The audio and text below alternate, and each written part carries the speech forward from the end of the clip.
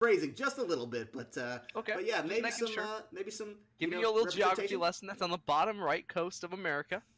Like to see the boys from the South put up a good showing, because traditionally we've not been the strongest region. In fact, kind of the weakest. That's okay. It happens, right? There has to be a region that is the underdog, a region that is growing, that is learning, and that actually almost led some of this collegiate esports stuff. I don't know if you guys remember back in the day, but there was the Southern Collegiate Gaming, right? Georgia Southern, Georgia State, they all banded together and made some teams way back. We're talking like 2012, 2013. They were big pioneers back in when we had the first collegiate stuff, just barely a twinkle in Riot's eye. I mean, there were some granddaddies in that as well. Georgia Tech had a ferocious program. Texas A&M, technically considered Southern, some of the first westward pioneers of the game. But UBC as well, grandfathers to this scene, no stranger to the collegiate esports run, the triumph of the Titans. They got a record to get here that looks a little shaky through some of these rounds. They had a bad start against Simon Fraser there, a fellow Canadian counterpart. Beat their own UBC B team. That's what you would hope from the A squad here. Wins over Royals, but then another loss to Simon Fraser, kicking off a 3-loss spree to Calgary, and then UVIC Vikes only coming back against Fraser Valley there. That's not all we got on them, though. A little bit more as we get to swap that in. Oh, not the victory screen. Not what we needed. Little production error, sorry, but they did have some more victories here, at least. This is where they turned the season around. That's the victory. Exactly. So only one more loss. It was to Arbor Academy, but they had some strong showings against Boston, Arkansas Tech, and of course UWM. I believe that's Western Michigan. I could be wrong on that one, and that was the winter sort of season. Remember, people still had to play if they didn't get into the playoffs the first rounds. They had to play to get in. That's what UBC was doing. But Emory over here qualified straight in. Right? They were up there, took down GT, took down ASU, did lose the other Emory squad. That happens sometimes, but it's GT again, then another GT team, the same one they beat the first time, I believe. Looks like it. Could be wrong, but I think that was the same thing, rematch, a little bit of a smaller group there. North Georgia, then KSU, placeholder name, and then round of 64. Yeah, didn't have the best showing against That was the Winter Invitational. This is the round of 64 in the playoffs. Not going to confuse you guys, but this is the playoffs. That was the Winter Invitational. So there are 2 round of 64s coming back to back. They are coming off of a loss against Waterloo B. So they're going to be looking here for a stronger start to their playoff season. They'd like to find it, and we're about ready to toss right on into that. We do, of course, have our updated power rankings across the board here. That does mean Johns Hopkins sitting at number 1, no surprises. SUNY, and then Manitoba not too far off. UCF in 4th place. Then rounding out the bottom half, Robert Morris, UC Berkeley, Illinois Urbana-Champaign, University of Oregon, University of Washington, and Missouri State all making up our top 10 there. So we'll see if any of these teams can give them a run for their money as well. We do have to remind you about the Watch and Win giveaway. If you follow at C-Star League and at CSLLOL on Twitter there, retweet the tweet with this picture in it. You can be entered to win that wonderful Lee Sin statue in that arcade hoodie. Winners will be chosen at the end of February, so we're getting pretty dang close to that. And something else we're getting pretty dang close to, it's the game here, as we're getting into draft for game number 1. It is going to be Emory on the blue side. Means UBC will be taken to the Red Rift. Yeah, we're looking here for some kind of a change-up, right? The meta has been slowly shifting. I wouldn't say it's immediate. I wouldn't say that it's, anything that we didn't see coming the last time we saw patch roll around, but this is a crit ADC's not dream, but at least tenable position, right? They can be played. They can be effective. You have a lot of Sivir. You have a lot of, generally I would say Caitlyn in solo queue, but that doesn't always reflect Five's mentality. Sometimes you definitely want to have a much more damage-heavy AD. The Ezreal still seeing tremendous amounts of play across the board, so we're going to expect that as well. The jungle hasn't been shaken up so much, I would say. It's still very much about comfort picks at this level. Generally, when you tend towards the much higher levels of play, then you see things that are, I guess I would say, repeats, right? we still see the Jarvan a lot. The Jarvan is supremely prevalent, especially when you can just walk into a lane, get a free kill. You know, you trap 2 people, turn the 2v2 in your favor. You always have so much damage on that champion. Lee Sin, super popular as well. But we'll have to see what these teams are actually trending towards. The best of threes kind of write themselves in terms of the overall pick priority and meta for the most part, because teams often have plans going in. And when you have a set plan, a set strategy, if it goes to the wayside, then you have to innovate. Then you have to decide, okay, where's the next place we're going to go? Where's the next place we're going to find an actual opening, an advantage in pick and ban phase? The Thresh is a really good one, though. This is such a strong support, and it's been dominating both solo queue and 5's play. Yeah, they definitely want to grab it out early, too. Just seeing the Braum taken off the picture here will no surprise the support will be answered back. Okay. For Meow there. The Morgana, I like it in the There's Thresh. the You get the Sedge. Black Shield for either the hook or the flay. You do have to parse your options just a little bit there. Well, Sejuani picked up by the jungler of UBC. Let's hope that's not just his phone number, his name there. Yeah, I was thinking the exact same thing, actually. I was just... that area, not area code, but the secondary code, I was like, I've seen that before. But it's probably some other thing. Maybe it's just a random number. I don't really know. What I do know is that we already are into the second picks for the side. Oh, wait. Lucian and the Zac. This Zac, we floated the idea of playing more Zac. I think the Koreans have definitely embraced it with a bear hug. It's traditionally not the strongest pick, but I would say that the reason it's been coming back for the most part is because of, again, it's that gank potential, right? The way that he ganks, the distance, the actual surprise he can do it. The reason that you have to ward so far up in lane is because of where he actually comes from, right? And so it changes the entire dynamic. It changes your warding paths. It changes where you actually have to play in lane to respect that Zac range. All of these things. But the Jarvan also picked up with the Sejuani already locked in. Whoa. This is a very interesting selection. It has to be support Jarvan.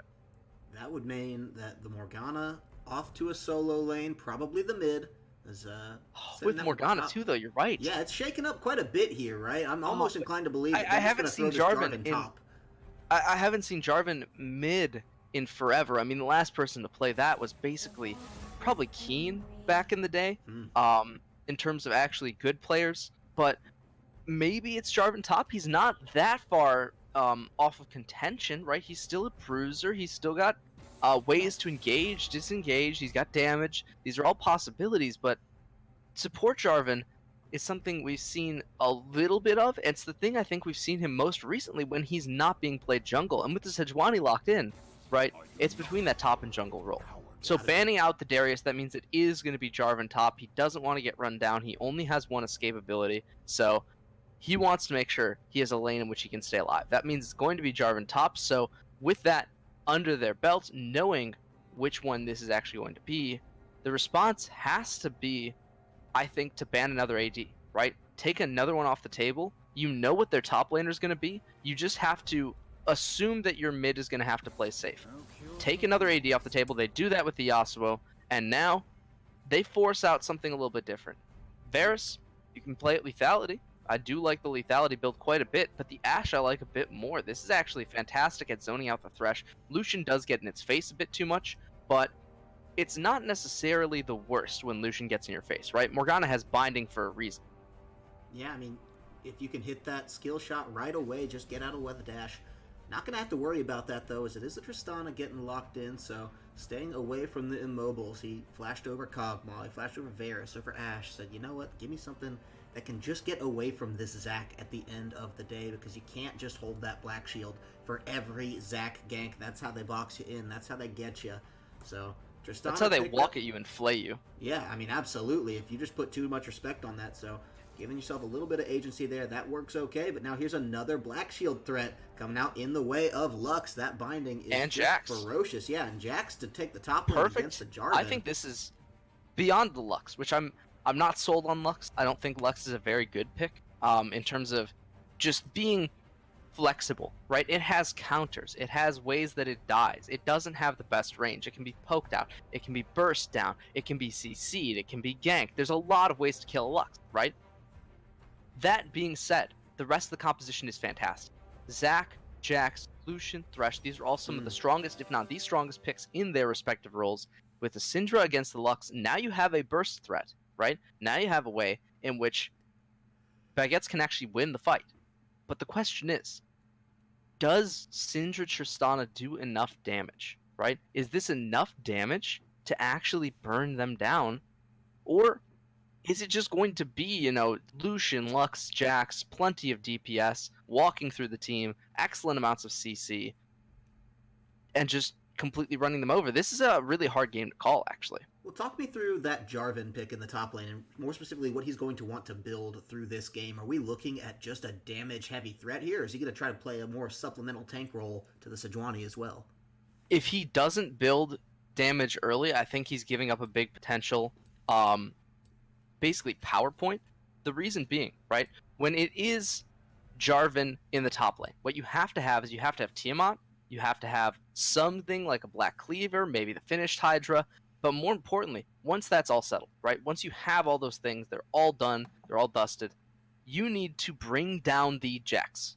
Cannot kill him as Jarvan top lane, you're not going to be doing your job. So we have to look for Jarvan to actually get a kill at some point, or else he's not going to be doing his job. So building early damage, building early health, and then hopefully converting that. Yeah, it's obviously going to be the end goal there. We'll see what kind of nuisances the rest of the team can make for him now as we do get ready to get in on to the first game here.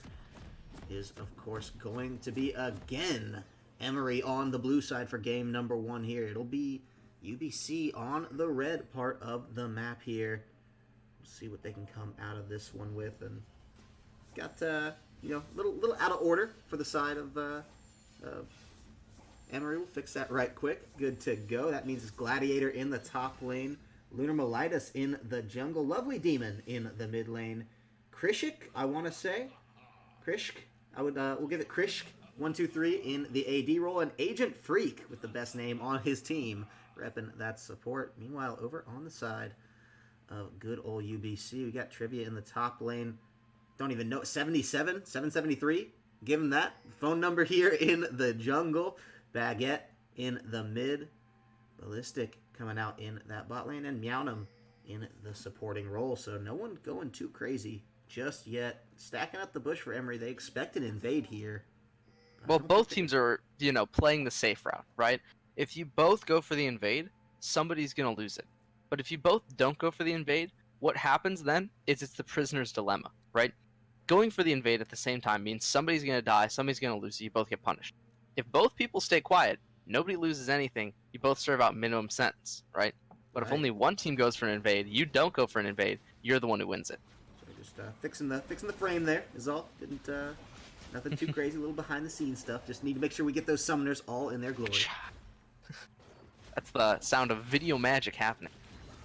Beautiful. It's got a whip crack, Amazing what we can do anyway, with computers. Back to the mid lane. It's just looking at, this should be a very interesting lane. Obviously, Lux pokes out early. Syndra bursts much harder at the 2, 3, 4 levels, and of course 6. So we're going to have to expect the junglers to show up somewhere around the power spike, right? The level 6 power spike, that's when we need to see them actually, really coming into their own. Trivia taking a little bit more damage. Remember, his passive does reset after a little bit of time onto not hitting Gladiator. Then he gets more % health max damage. So all he's doing right now is he's just timing that window. He's waiting for the Jax Conqueror to fall off, or maybe only taking one auto attack, and then just whacking him and walking away. But now, he's the one getting whacked. Yeah, no, turning it around pretty quickly here. Watch the flash. Yeah, forcing the flash out of that one. Gladiator knew he could not hop back into those minions. So off the rip, gets him pretty low. Going to force out that early flash. Probably going to force an early back here, although Trivia Boy playing it pretty risky. Next time Jax has his combo up, that would be a kill for sure here. Now he has no flash, right? His EQ doesn't stop for Jax stun, which is his main advantage, and Jax doesn't have 3, also a huge advantage. But he needs to land the auto attack, and he needs to land it soon in order to get Jax low enough, and he has landed that auto now. Right, that's going to be the lead strike in, just stuns him up, and this could be the big. Keep in mind, Zach is here. This is going to be the attempt. Lunar Mistress wants to come in and just doesn't get it at the end of the day. It's a good flag and drag back. Trivia Boy holding that for his defense. Knew he could not be too aggressive, and speaking of aggression, Lovely Demon having a little bit of a struggle here in the health department of this lane, but he's getting the CS to make up for it. So this is an aggressive push, but it's netting him the early advantage in this gold. Yeah. And the early advantage, I think, is probably what matters more, right? You'd think that the Lux, maybe she'd want to scale out, but realistically, all you want to do is get 6 and not be in range of the Syndra. That's really it, right? As long as you do that, as long as you push, as long as you, manage the wave, she can't really afford to roam, then your jungler or her jungler has to be the one to make the difference. If that's the case, Zac is a very comparable pick to Sejuani in terms of the amount of CC he provides, the damage, flash forwards. Ooh, that could be it. They want to get it, but not quite on the Minion autos. Gladiator. Just off the skin of his teeth. I mean, what was that? Less than 10 HP? Sub 10 HP. Had to be single digit. Ugh. Insane. And so close, but not quite close enough. Lunar Melitis, maybe the difference maker there. And you can see TriviaBot, he's sticking around. He knows it. He feels like he can get this one, but that's the teleport coming in. No flash, so Infine, he gets pulled back here. This could be one very dead flash. Jarvan, but can't find the stun at the end of the day, and they have to make a long walk back to tower, and that's just gotta sting. Not just sting, it's going to smart. I mean, this is really, really what they needed to happen, right? They needed to get the Jarvan. They had the stun, they had the damage. What they didn't account for, his EQ. It doesn't stop, right? You can't really stop him unless you have some kind of displacement CC. You need to actually hit him in the middle of his EQ combo with something that continually pulls him back. Thresh Hook, Thresh Flay, something of that nature to pull him out of the animation. Because otherwise, right, you hit him with a stun, a knockup, he still goes through it. And so, with the hook landing, maybe there'll be an engage. Yeah, trading a Qs there between the supports means that the damage is going to come down, but it's Tristana taking all of it off the rip, and then that's the flash forward. Lucian, though, gets Ignite himself just out of tower range. The flay back means Meowm's in some trouble, though. And at the end of the day, still no one gone down. This has been a close run thus far for just about every lane. They've all had their near misses here, but this one going the way of Agent Freak and Krishk. You have to think, right? If that binding lands a second earlier, where does the lane actually end up, right? We're just talking binding him right as he flashes, right as he gets into tower range, kill instantly occurs.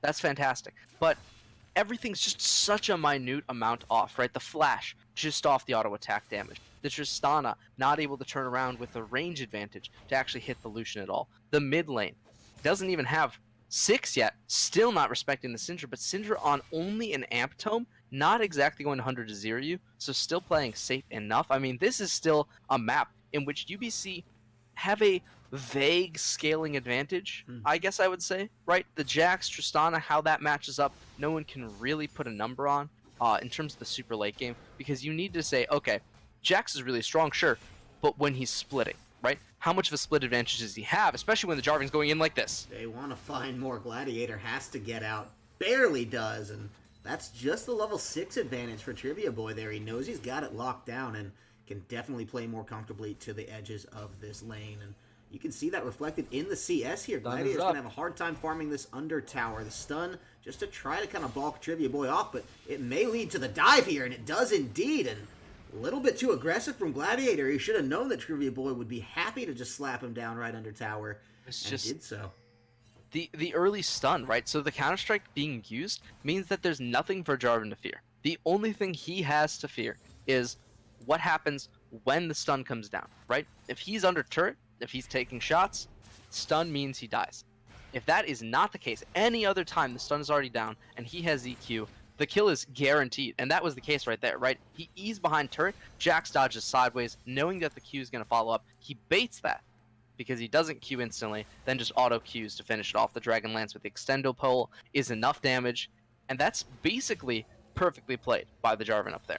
It's a high IQ auto Q, and it leads to a kill advantage in addition to 20 CS, so this is a big rift building between these players here in the top side. Now it looks like Emory maybe looking to try to find a little bit more of that back on the bottom, the lane gank. It's just not going to happen. They shoved the lane in, right? I know. You can't be shoving the lane in and asking for a lane gank. You need the lane to be shoving against you, and then it works perfectly. Wasting a little bit of their Zac's time here, but maybe just trying to lay the framework for that early Infernal Drake as well. Still autoing way too much. We'll see. This could be the attempt. If Agent Freak can hit this hook, he's not even going to give it a shot. I don't even think they need that is the real problem, because Yeah. they've been bloodying They're the up nose of CS. this bottom lane for UBC pretty damn well, successfully all game, and you've got a 20-some-odd CS lead here. Summoners in your favor, too, if you look at the fact that it's basically the Morgana flash left up, but the Lucian heal is there as well, and both Summoners still down on that Tristana, so really, I appreciate the fact that they're trying to get in the face of their opponents and really playing to the strength of their lane, but, you know, you could think Lunar would be best off trying to punish this Jarvan, trying to get some counter CS, or heck, maybe even trying to turn the tide on this Syndra. I don't even know if the Syndra's like that far ahead though, right? Because you take a look at the CS, it's not monumental. 7, 8, it's like a wave of difference, especially when Lux has been out of lane as often as she has. It's not that bad, but here comes the engage. You want to get a little bit more out of this. You talk about getting Stun that back. Syndra out early. Stun says otherwise, not going to happen, but Agent Freak over the Play. wall. He's got to be careful. It's a nice shot, but if he can't get the support he needs, he's going to go down. They do Slayback, gets on the return, and that's Chris getting the credit, but is he in trouble now? Sejuani on him like glue. They do manage to find the peel, the bounce back. Lunar Melitis gets that one and picks up a big second kill now for the likes of Emory University. Yeah, the second kill there, I think, was a bit overambitious by the Sejuani. You gotta know that that heal's gonna come out from the Lucian. She doesn't have any kinds of damage. I mean, Blue Smite, not even the red after the nerfing of that, is really, really hard to finish somebody off with. You need to save it. You need to have that as the extra burst rather than the initial burst in your pocket. And so, at that point, I would have expected to flash out. Didn't even use the flash, goes down, saves the summoner, gives over the gold. CS advantage, though, still globally appears to be slightly in the favor of UBC, and I think it's just because of this top lane, right? Bot lane is starting to catch up a little bit, but top lane still remains a bit wider of a gulf, and that's really where I want to see somebody from Emory make an impact, right? We saw the Lux roam up way earlier into the game. Lovely Demon comes up after Gladiator's already dead, doesn't have an impact. Lunar, though, has not shown his face topside once, and we'll see if this fight's the one that he needs. Yeah, maybe just trying to get the turn around, forcing the flag and drag Whoa. out. Flashes it pretty aggressively. Knew that he probably wouldn't get out of that one alive. Trivia Boy, his flash as well. The Cataclysm, you have to avoid all these factors. And yeah, I mean, just the amount of damage that one early combo did from Jarvan really just shut down the conversation so early. And Gladiator, if you're not expecting this at this point, when do you wise up? No. What he's doing here is baiting, right? He's just setting up for the Zac engage. That's going to find it. It is going to pull back the flag and drag Flash the flash towards. out of it perfectly, just on the edge. And obviously, you hate to be forced on that if you are Trivia Boy, but it worked out very well for him at the end to get out of that one. That's 2 flashes he's managed to burn for his 1, so it's still a net gain on the Rift overall. And being the mobile champion he is, not going to worry about it too heavily here.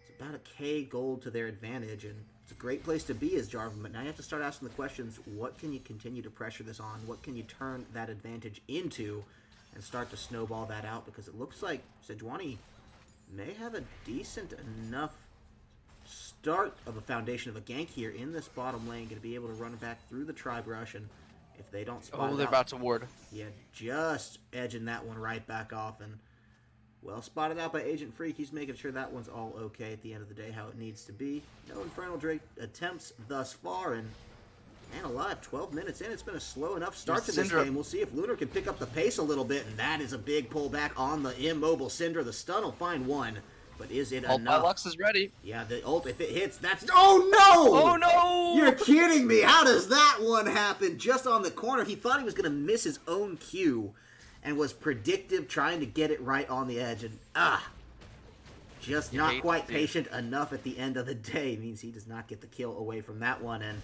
that's a freebie now for Baguettes. We'll see if it's the same luck for Trivia Boy. He's actually just interrupted. Has to back on off, and he'll still continue his B. Just His under the 40 safety zone CS tower. lead. That's insane. That's actually a crazy amount of CS differential in that top lane, Sub plus the 13 kill. minutes. We're talking the majority of their 1,000 gold lead is coming from this top lane, right? It's already at 40 CS and a kill. You're looking at 700-800 gold up. Even if your bot lane is down, the stun comes in though. They want to find more. It's going to be an ult for an ult Thresh box. Very devastating. It's going to be the health bar. That Sejuani very low to the point of a flash force. Will Agent Freak having to flash out as well. That means Ballistic Bunny wants to hop in. Black Shield just a little late on that, but they got what they wanted, and that's a lot of pressure around this river. Some summoners out of their opponents. Still no kills, as this has been a very defensive game of League of Legends. Aggressively so, but defensive indeed. Knockup lands. Yeah, Gladiator, can you get out of this one? Leap strike to the minion should say yes. Another nice Q landing, but no follow-up yet again as Baguette's still just so damn healthy. And this first Infernal Drake has been the point of some contention, but now they know phone numbers backing on off of this one, so they feel like they should be able to take this one out A-okay. I mean, they can take that, and it's good. But keep in mind, their big split push threat is doing super, super poorly on this top side. He is absolutely getting thrashed by this Jarvan. Oh, devastating. Right under tower. Trivia Boy says, here's a fun fact for you. You dead, sucker. Didn't see that one coming. You're not going to collect the points on that one. Sorry. And yet another kill. This Jarvan off to a monstrous lead. He's not quite got the most CS in the game, just because this hard farming Lucian has been all over things. But he's so damn close. Lucian also on the back foot. Nice root on the Thresh, but not enough. First turret down in the meantime. That's top side that it happens. We'll see if the re-engage continues to happen. I think the Dark Binding should shut this down if they need it, but the Black Shield not going to come out either. Nothing lands. Ooh, not going well for Morgana, but a nice knockback under tower is going to at least pop the Zac passive. Soul Shackle means Thresh locked up a little bit as well, and that does mean Lunar Melitis taken on down at the end of the day. Another kill into the back pocket of UBC, and they're starting to mount a real lead here.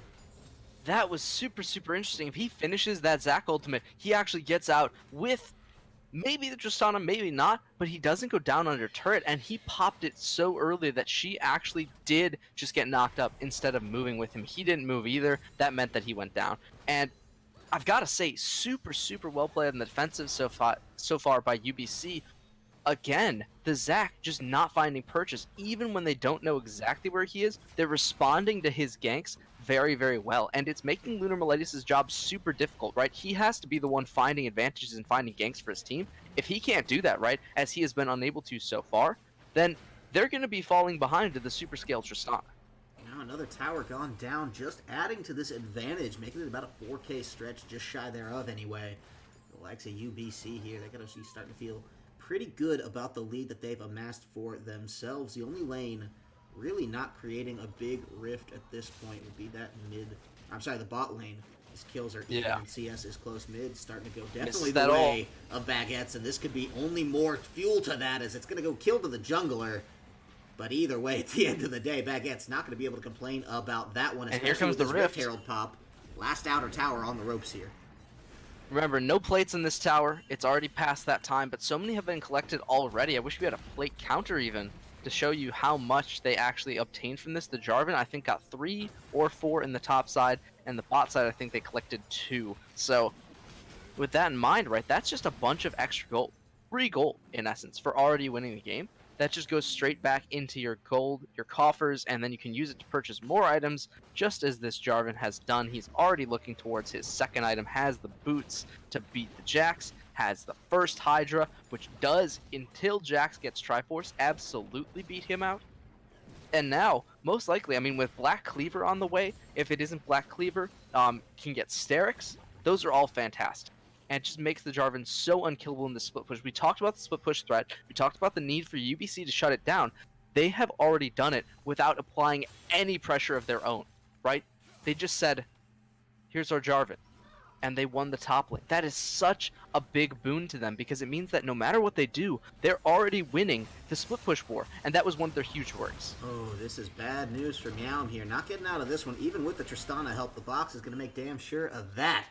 And Krish gets a nice return kill answered back. It's these small things that they need to be able to find for themselves a pick. A great way to get back into this game, but certainly not what Meowm was expecting there. We'll see if he can turn that one back around. First death for him means that only the Jarvan and Tristana remain unsullied in their records of deaths here, moving on forward through the game. And that extra kill on Lucian, that could be the start of something beautiful for Emory if they can hold out long enough, because that Lucian looking to be the basket that they're trying to put all these eggs in. They haven't been able to get the Jax online. Lux really not there either, although the CS is a little bit more competitive. But Lucian, you know, this is the one silver lining to your Dark Cloud if you are looking at it like this. So a kill onto the Tristana here. This could be big as well. The flayback probably means this is all just going into the hands of Lunar, but They can push this one back into the hands of Chris. They're going to hand it right on over. Beautifully done. And Baguettes is here now. They're trying to get a little bit more, actually. Can they escape?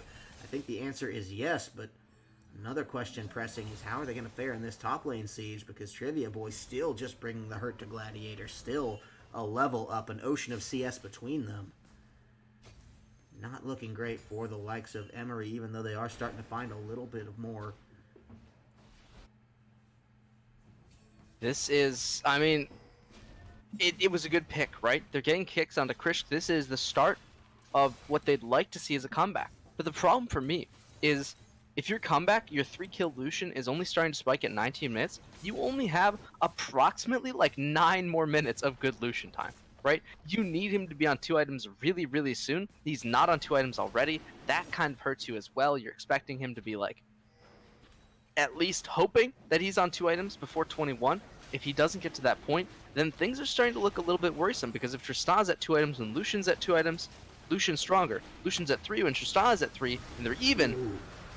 Steal on the Drake. Blue team gets that with Zach at the end of the day, but Ballistic Bunny finds the kill back. The box trying to dissuade them from going in. Jarvan Does not. Lovely Demon has to be careful here. Jax as well, caught up on the edge of that one. Gladiator just looking for whatever kill he can get. Lux, goodbye. You are in some trouble, but Trivia Boy actually, no, doesn't find it, and it's all on the edge of the Tristana to get it. Ballistic Bunny, that's another one in the fight and turning it on. Now Lucian dead means the side of Emory are in shambles. And they're on the run out. They got some good kills, but they gave up 4 for it. A 4-2, the Ocean Drake.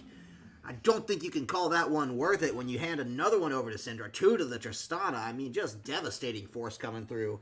And your only survivor is Gladiator here. He's still trying to just back in his own jungle. Makes it happen, but now the towers looking to be the prize for UBC. They didn't get their dragon. They got their kills, but what else? Well, maybe, you know, a bot lane inner turret, that would do it. We'll see if the bounce back can happen. Nice. Let's jump out of that one. A rocket jump, I'm sorry, to get out of the let's bounce and run right on away. Yeah, that was, I have to expect that it was a good attempt, but realistically, the only thing that came out of that is we saw the side of UBC pull farther ahead. This is their game plan. If their Jarvan goes down, doesn't matter. He's just there to control your split pusher. He's already done that. He has accomplished his mission. If he goes down, as they focused him down, the Tristana is then alive. You burned all of your damage on a tanky bruiser while leaving 2 carries up. And at that point in the game, with so many members on low HP, it's just an easy set of cleanups for the side of UBC. What Emory have to do, if they want to actually win this, is they need to start picking the damage threats. They need to keep their Lucian alive, allow him the chance to split, and then just deal with the Tristana. Finish her off. They're trying to chase her down to the turret right now. Yeah, but no minions means she's just going to be able to rocket jump very cleanly on out of that. The hook burned very early on what was an attempted Mad Life play. Didn't quite go that way, and just not there here. Having to back it on off, and that's the danger, is that you bought a lot of time for the rest of UBC now. They've moved up their ward line really well onto this top half of the map here. They know exactly what the likes of Emory are trying to do in their own jungle. The wave pressuring very well in the top for them. Happy to just reset or let it crash against the tower. Neither really matters too much to them at this point. They just want to group mid. They just want to siege because they know that their team fight potential is so strong right now. And Gladiator, without Flash, still stuck pushing this bottom lane. It means we have a 4v5 situation for at least a little while. I'm sorry, teleport, but still no Flash as well. Is this the Baron threat? It's potentially a Baron threat. I don't think they're going to go for it immediately. What I'd rather see them do, if you're on UBC, is say, okay, send the Jarvan down bot, control the Jax, win the fight. As soon as that happens, then we can threaten Baron. Then we actually have the advantage, because the only thing that's actually worrisome right now is that we potentially lose our turrets because of a split push. That's not going to happen. That's just not going to happen. Yep, rip. Trivia Boy finding his third just onto the hands of Gladiator here. He gives him the thumbs up. Historically, that was the sign to kill in the Roman Colosseum. Thumbs down actually meant put down your sword. Well, Jarvan instead gives him the spear. Gladiator out of this one, and now Emolitis trying to get in. 2 miracle steals, not likely, especially with Another this one ultimate right lands. in your face. Agent Freak, Big though. play! What a wombo! Are you kidding me? Baguettes is going to go down for this one. Grishka's still in great health here. He's already got the double kill, almost a triple if not taken away. Lunar Melitis gets it, and the triple comes a little later, but now it's only Trivia left alive, and they're not even going to worry about him. They're going to let him back on off of this one and say, hey, look, this is our chance to pick up our first tower on the map, and well, Hot Dog, let's try to get that action going because, man alive, they need some of that passive gold back. They're only down about 2.2k now, surprisingly. They've been able to shore it up, keeping that CS competitive, and the tower is really the biggest difference. Well, now they can start to answer some of that back, and just in time, too, because, like you said, this is time running out for the likes of Emory, whether that's a gift from UBC or just a really good exploit. However you want to paint that one, it came just in time. That was absolutely what they needed to crack the game open. I didn't think it was going to happen because of how clean the UBC had been playing so far. But what Emory did there is they landed the hook onto that fragile backline, and they followed it up with the biggest wombo combo they could possibly muster. Lovely Demon, Lunar Melitis jumping in, Krishka on the backside. It's all that they had, and it was just enough to finish off the fight. I mean, if you're asking for a more perfect fight, you probably can't find it. You're talking about minute differences in the actual mechanics. What they achieved there is getting themselves time, breathing room. They needed this in order to be able to have a chance at winning this game. They had to break this open and allow their Lucian freedom to win them this the mid to mid late. Finding lands. Hook up. We'll see if Agent Freak wants to go through that one. He says no, not this time around. Just holding back, and you know, they buy themselves that Ocean Drake. They get the second one. If you talk about weathering a storm, outlasting your opponents, 2 Ocean Drakes is a great start to it. Culling comes down early, though, just to clear these minions off. They're really trying to buy time to establish this Jack split push. It hasn't worked yet, but we'll see if it might. They want to come in onto Trivia Boy. The Let's Bounce not quite finding them as the Flag and Drag is down, and now this could be bad. They're pinched in their own jungle. Agent Freak very low. They get a tower, but at what cost? Because the support is dead. Can you continue to find more? That's the Cataclysm. It's in on Lucian, but he just barely gets out. He is going to survive, but he will not be able to defend for too long here. So Lunar Melitis definitely going to go down here. No chance he comes out of that one. The stun is up. He's over the wall, but followed immediately thereafter, and that's the passive pop. The tower already down in the mid lane as well, as the screws are now tightening on the side of UBC. Emory, they're feeling this pressure. What more can they get out of this one? They only lost 2, and they got a tower for it, so at the end of the day, it's not the worst thing in the world for their gold. But still, this means a lot of map pressure giving up, a lot of that ward line, and now Baron pressure and priority squarely in the hands of UBC.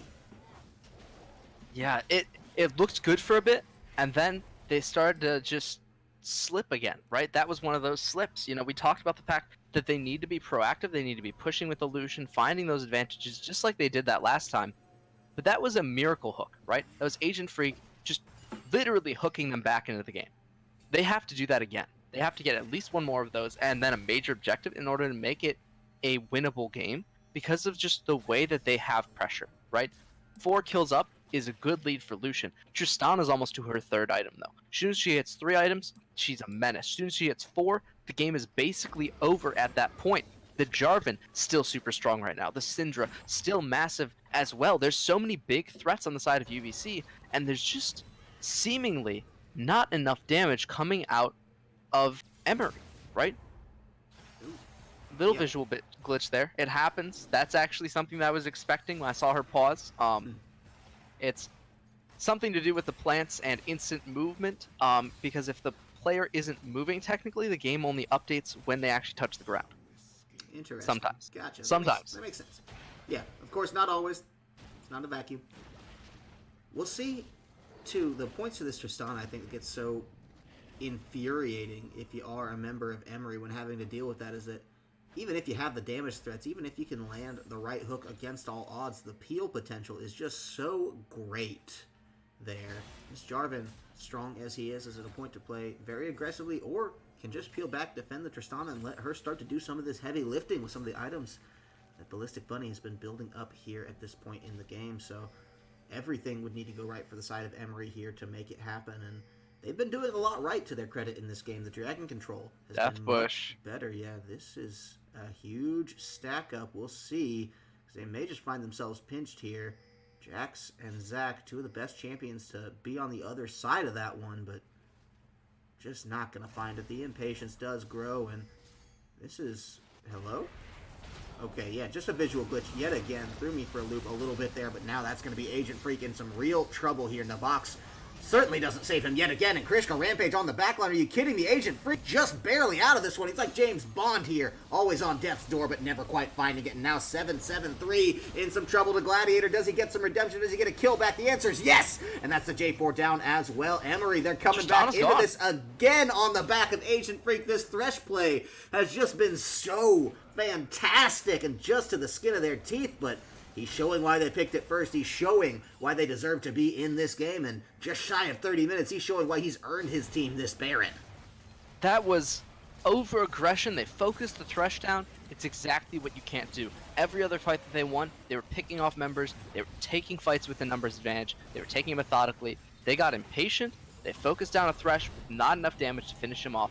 They lost that, couldn't finish the Thresh even, and then when they over-chased, they spread super thin. The Jarvan went down way too far, the backline came up, the backline made themselves vulnerable, the Lucian took advantage of that, their jungler was too far in as well, everybody with no backline behind them, right? With the front line completely separated from the backline. Backline goes down, front line does no longer have the damage to win the fight, they go down as well, right? So this was an incredibly, incredibly well-played fight by the side of Emory. All they had to do was walk backwards and use their Thresh as the bait. Thresh baits perfectly, they win the fight, that's what happened. Very well done here, and just ping-ponging them back into the lead in this game, and most metrics here. They got the kills, they got the gold, only towers they don't have, but another Drake. Fire-water combination here, working out quite well for them as the Elder is the next on the docket here. We've crossed that 30-minute line, and now this is where Emory can really start to maybe try to make this game happen, try to turn it back on its head, and they've outlasted well enough now. They have the Baron advantage. The tower is still a lot to go through, but their Siege able to build. I mean, I think the likes of UBC just woke up one day and said, hang on, this Lucian has 10 kills. I mean, when did that happen? Now he's just so strong. 14 in total, 10 there. We'll see if they can pick up some more as the Let's Bounce is in. Sejuani pulled back. That's bad news here through the box, and Tristana not able to get as much as she wants, but Ballistic Bunny does get a kill there. Lovely Demon trying to get a little bit more out of this, but it's already Ballistic Bunny down. More to find as the root hits up too, and that's going to be bad news for Trivia Boy. Meowm finds the real pressure though as he's straight to the grave, and they're trying to just make Cinder with the fancy feet under tower and throwing everything at this one. Eventually something's got to stick, even if it's the secret weapon, even if it's the gooeyest one there is. It's actually the life binding. Finds it and makes it on happen through there. Trivia Boy, the last one surviving. And I don't believe anything can save this inhibitor now, but certainly Emory would be foolish not to back after this. Yeah, there's absolutely no... I don't know where they can find... Actually, I do know where they can find an advantage, right?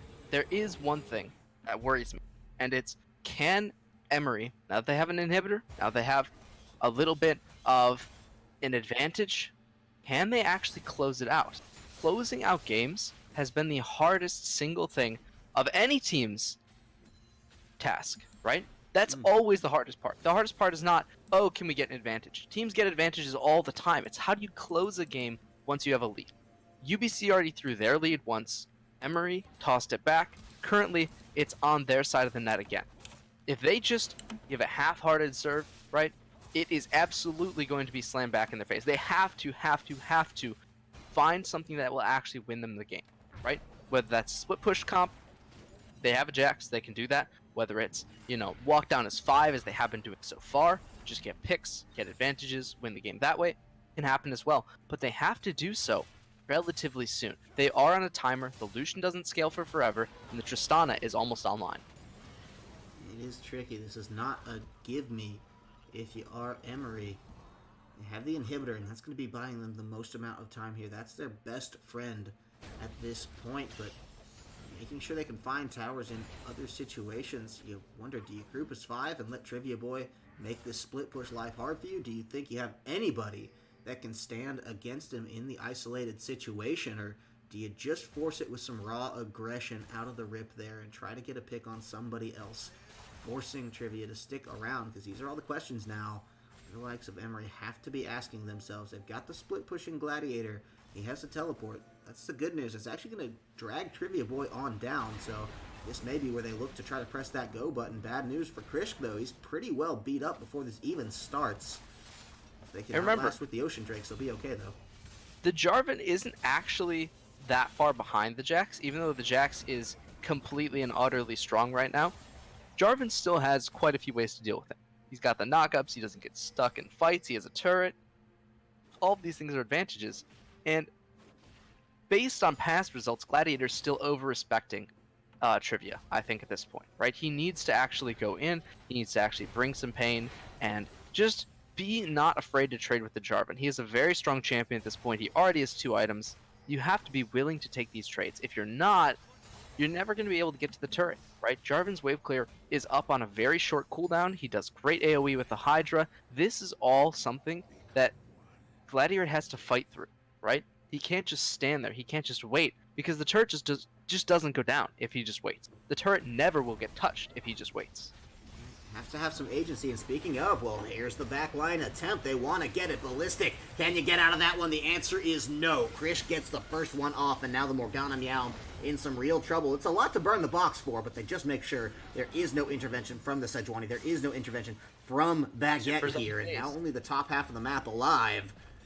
Getting pretty well beat down here. This should be the slow march to the end of things if you are Emory. I think they can make it happen here. That's going to be the bouncing in. Sejuani back. That's going to be just some time buying, as a tower is the real objective they're looking for. Trivia Boy on the run out. Can't hang against the Lucian and knows it. So Lunar Melitis playing very aggressively. Has to flash back, but it's buying time for Jax in the bot lane as well. 7-7-3. He's in some real trouble here. It's only the passive pop. That's Trivia Boy getting a nice knock up on 2. The Cataclysm down. But Agent Freak, can you make the peel happen? It's all of the demon on the outside, and he's making some damage waves there as well. And that should be absolutely the game coming down. It's a respawn for the bot lane, but all the damage of this UBC roster is dead, and the towers are following suit. This is absolutely going to be Emory coming out in game number 1, sticking it to UBC, and making a name for themselves in the first round of this playoff. Yeah, I honestly, the way that they closed that out was rather impressive, I think, if only for the fact that they didn't fear themselves after a certain point, right? We had seen them. They were stalling, they were hesitant, they weren't actually getting that kind of an advantage, and then all of a sudden they go, no more fear, we're just going to take this game. They walk through the entire base, get the Lucian picks, go in with the Zac. That's what they had to do the entire time, though, and for them just to get at the end, right, is very good for Emory, but it's also very bad for them, right? It means that if BC, had closed out the game any earlier, if they had just abused their Jarvan lead, they could have just won it.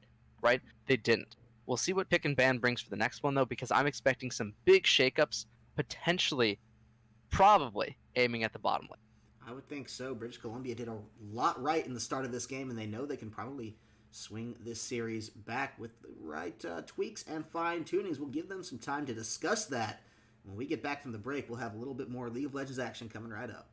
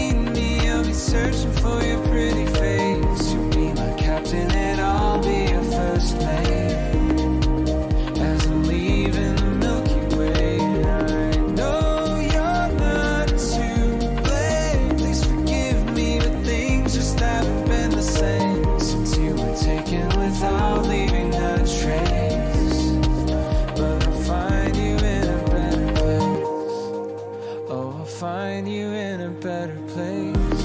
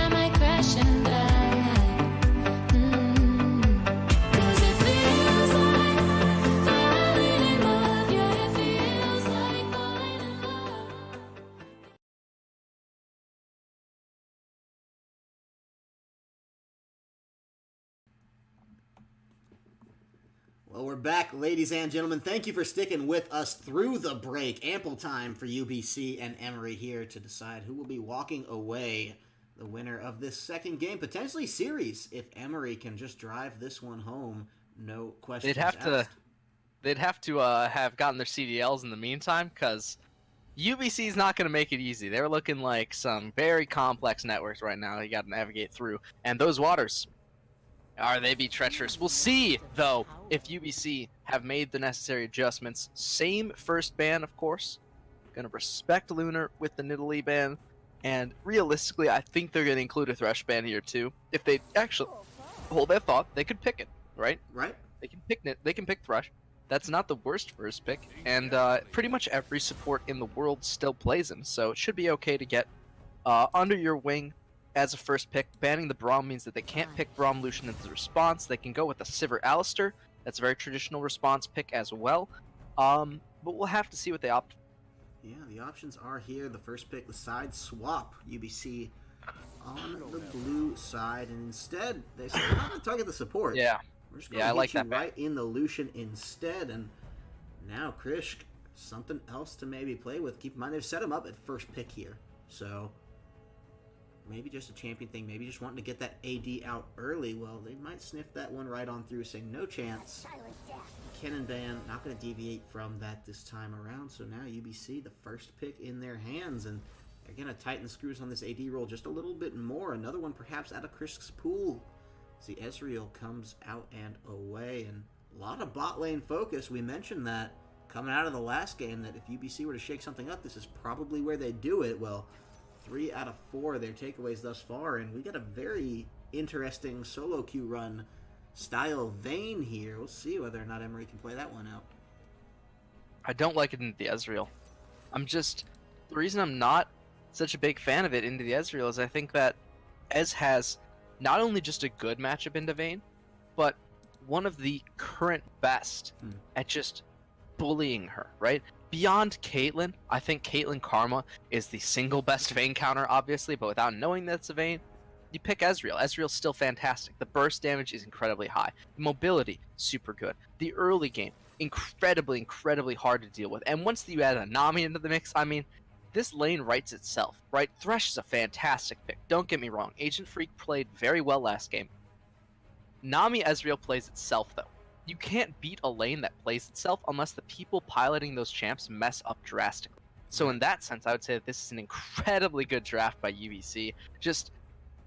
Once the Vayne comes out, I would have you pick Caitlyn here, Caitlyn Thresh. I think that's insane, right? Then Ezreal's on the back foot. Then Ezreal's the one getting poked. Ezreal's the one who has to worry about everything, and then the Nami is a little bit less impactful at that sense. But as it currently stands, the Zac Thresh Vayne is the substitution for Lucian, not sold on it. They're gonna have to play incredibly well in order to navigate the lane and even come out slightly down, right? In normal scenarios, I say they're going to come out incredibly down in CS. We're talking like we saw the last time, the gulf between the top laners, that kind of down in CS. So this Vayne is going to have to dig deep, play mechanically very well, and also not just get jumped on by this Jarvan. Unlike the last time around, Lucian doesn't just have free priority push, Vayne has to work for it. So now she can get turret, now she can get killed. This is going to be very difficult, so we'll have to see where they go next. Syndra banned out, they don't want to deal with it again. And now, with the Lux removed as well, we'll have to see what the mid lane ends up looking like. Yeah, 2 new mid laners across this board. No one gets to play to that comfort thus far, and that seems to be what Emory are wanting to do, is just run back the same composition, essentially, because only they've changed thus far what they've had to. This time, though, might be a little trickier with this jungle situation. The Jarvan, a good flex pick that they know they can kind of run jungle or topside if necessary. It did well in the early parts of the game and did fall off in traditional Jarvan fashion toward the later side of this one, but whether or not they flex it into the jungle this time around, give Trivia Boy something new to run out with in that top side. I think it's going to become dependent on what they see out of this one with the Vladimir. It's going to try their damnedest to play that card close to their chest, because they know they can run either way. More traditionally, likely I'd say to the top side, but certainly not married to that in entirety. So trying to save that last pick for Gladiator, maybe give him something of a change up here. And that's always how it works, is flex pick usually goes to the hands of red side. The Corki lockup, that's an interesting one. I'm curious to see how Baguettes is going to perform with this. I'm going to expect Baguettes to probably do pretty well. I think that the Corki has a very good matchman to Vladimir. This was traditionally one of the decent counters to him, because not only do you have a range advantage, right? You're a range champ. Vladimir he's a ranged champ, right? And for those of you who couldn't hear the air quotes, I did them in real life too. But ranged champions generally have a very good advantage over Vladimir, because it isn't in their nature to take short duels. Vladimir wins based on short duels, but when someone else is ranged against you, they can continue to stick to the Vladimir. They can continue to harass, to push him, and to actually get the damage that they need to burst him down over long periods, right? If you continually hit him, continually deal damage, he's always going to be losing HP. And that's especially true in the early game. So we'll have to see where that actually ends up. I'm expecting it to go in favor of UBC. Poppy into Scion? Not so much, right? Scion is a very good matchup in that lane. Poppy is obviously a single counter. It's for the Zac, right? This means Zac can't move. This means Vayne can't tumble. This is a counter to 2 of their very high mobility champions past 6, right? Vayne is not high mobility before 6. But once that happens and the Poppy gets into the fight, there's no Zac engage. There's nobody moving. The AD is not kiting anymore. There's no invisibility because she can't tumble. Then things start to look very worse. So we'll have to see. I'm expecting the early game, obviously, to be in favor of UBC. If it goes super late, maybe we'll see a comeback. Maybe we'll see Emory do exactly what they did last time, right? They've planned this team around a very much more late-styled composition. They gave their AD, who appears to be one of their star players, a very strong pick. Mm-hmm. So we'll see. If they can make it happen, it's going to be in the late game. Yeah, this time around, curious to see how that does come through. And hey, you mentioned that Scion pick into the Poppy and what he might be able to make happen in lane. Do keep in mind the amount of, need I say, unnecessary respect that a Gladiator was giving to the hands of Trivia Boy last time around. I wonder if any of those mental shackles are still going to come through for this particular game, or, you know, if he's going to know that he can play this one to a little bit more of an aggressive standing. Because, you know, it seemed like the side of Emory, they needed to go get counseling, see a therapist to get over their fears, and then all of a sudden, boom, they did it. They broke free, and, you know, sunshine and rainbows and all that. But that's I wonder if this you know, continues into game number 2 here. If this is a mental reset on all fronts. We'll see. Mentally resetting themselves or the 2-0 victory. What's going to be the case? We're looking at it right here, right now. Round of 64. You know who it is. It is now UBC on the blue side and Emory on the red. UBC trailing by 1 in a game that was theirs to win off the rip. So certainly they have to be feeling that just a little bit there as we do sort out the lines. That's one of the best features they've added in the spectator client. I tell you what, just being able to swap those positions around, it's helped our mojo a lot here. So big thanks to that. And, you know, obviously some big things coming with the spectator client with just kind of what Riot has announced there. All fun stuff, but what's more fun is the bloodshed, is the actual League of Legends and the, you know, collegiate league-orama that we have going here, the revolving door of who's good, who's in, who's out. That's what it's all about. And so we've been pretty lucky, I would say, this season to be able to run straight from the Winter Invitational now to the playoffs yet again, because some of those group stage matches, little one-sided, little bit higher quality of a series here, I would say, than what we're accustomed to just in the nature of being playoffs. I think that's kind of because of the fact that when you have group stages, right? Oftentimes they are round robin.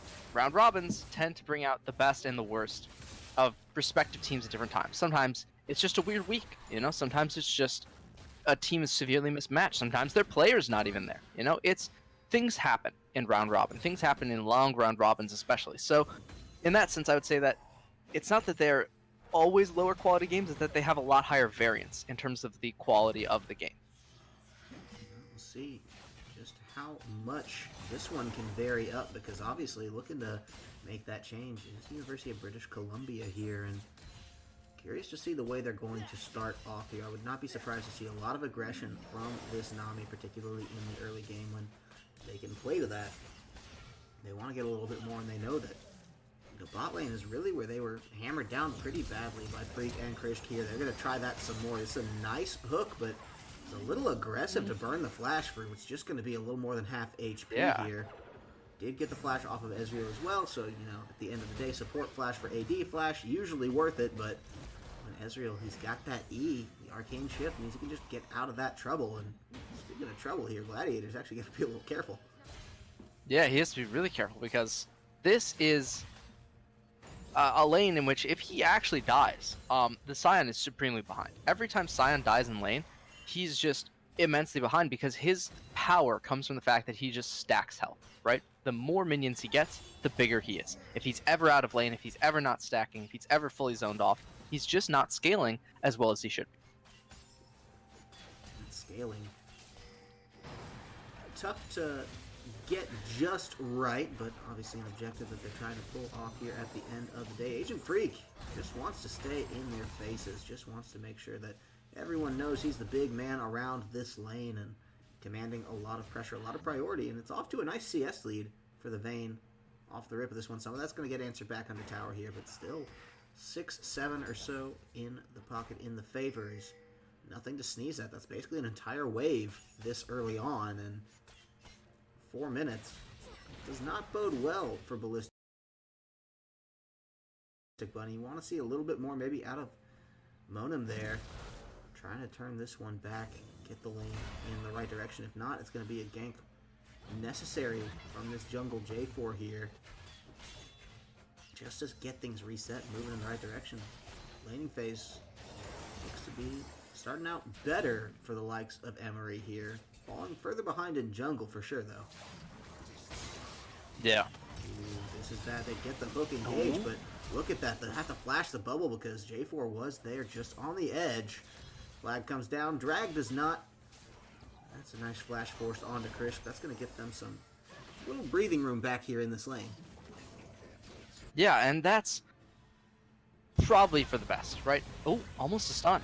Oh, trying to get more. Yeah, not quite there, but Gladiator was solo killed in lane last time, and it was just because he stuck around a little too long. We'll see if he's learned from his previous mistakes. Looks like, yeah, he's going to slog on back, get that B key rolling, just teleport back to lane. Maybe take the long walk, depends on what Trivia Boy's doing at the time. It's always a gentleman's agreement. Either I teleport, you teleport, or we both just walk it back, happy with the way things are, and save this for usually the early dragon fight that does come out. Mountain Drake this time.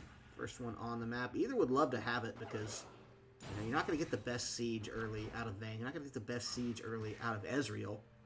So maybe starting to fill a little bit of that lapse with a Mountain Drake early. Something pretty good to pick up for both of these teams. Yeah, and I think realistically, if they can get the dragon early, obviously either side would love to have it in terms of one has, limited siege potential, the other one has 2 ADs, but the Jarvan's already top. Oh yeah, and wants to find No more flash. on the Gladiator. No flash to get out of this one. No ultimate to run away either, but the tower at the end of the day is all he needs to feel secure, and Gladiator should know better than to be in that full sense of security under his own tower against the J4. Didn't learn from that lesson last time, but just strolls right back out, stunned right up against the wall, and he may die here to this one. Yeah, look at this, the disrespect that he keeps showing here. Just continues onward. He's going to go down for that one. Knows he's not going to get too much bruising back, so just tries to get the CS out of that one instead. Doesn't have his teleport, unfortunately, and so he'll have to just make that long stroll back to lane. Ugh. That's another time that, he's just given up that first blood solo twice in a row now. Just when he could have avoided it, went back in, tried a little harder, and Trivia Boy has punished that twice now very well. Yeah, he really has. I mean, to punish it twice in a row signals that you're actually totally willing and you understand where he's going to be, when he's going to be there. He doesn't want to have the same mistakes repeat last time, right? Because when 77 walks up to the top lane, he's saying, I didn't give this lane attention because my top lane was just winning. That wasn't enough. We didn't win the game because of it. You've picked another scaling top. This time I'm going to punish it. This time I'm going to focus it because I already know what's going to happen in the rest of the lanes most likely. So all I have to do is focus that one lane that was the kind of longer term problem for our team. Oh, man. Problem indeed building up here. And for UBC, this is no different than your homework. You're just solving a series of problems that you may not have done so well in on the last test, and off to a familiar start here. They know how this plays out, and they know the real danger is just allowing Emory to slow play it at their own pace here. So if Emory can keep that kind of ice on things, get the swelling, prevented getting too high there, definitely take this series out and away in a clean 2-0. UBC, of course, no intention of letting that happen, but it is harder to drive it into the overdrive portions of the game. Maybe the Poppy will do a little bit better playing behind those towers, playing in the face of their enemy. But if they couldn't with, Sejuani Jarvan and Syndra, changing that one up now does seem just a little bit trickier how they're going to try to make that one come on through. The gank, perhaps the best first step they could look for here if they find it in this bottom lane. That is Thresh all alone. The bounce back, the rubber banding, not quite what we saw, but it does force a flash, a big engage tool. There'll be no flash hooks, no flash boxes. Agent Freak does not get the opportunity here. All for the Cataclysm from J4. They know that nowhere to be found means that this Dragon First Mountain likely going to go into the hands of UBC here. Yeah, and realistically, once it goes into their hands, we're going to expect them to start pressuring on turrets a bit harder. So far, it's been a bit difficult for them to siege. The Corki has had a pretty good shove in the mid lane, but the Vayne hasn't actually had her turret pressured much. So we're expecting to see some kind of a force towards the bottom side in the next 5 to 6 minutes, right before the turf plating falls. Gladiator still just feeling the pressure here, still feeling the heat. Bot lane getting pretty turned back around, but now Lunar Melitis wants to get in to turn this one back, and Trivia Boy with a bit of a scuffed flash. I don't know what he was trying to do there. Just get in on the Gladiator and secure the kill, maybe? I couldn't tell you. Either way, it's a nice double play back hook. Not going to make it on the point blank, but the box should do more than enough to make sure that Moan goes down, and Agent Freak finds himself that one. They're going to try to keep this one on, as Bunny now has to force the flash. And we'll get out of that one okay. No summoners, but still losing the support on something that, the pressure they wanted to build. Not the best look here for the University of British Columbia. Yeah. That's oof.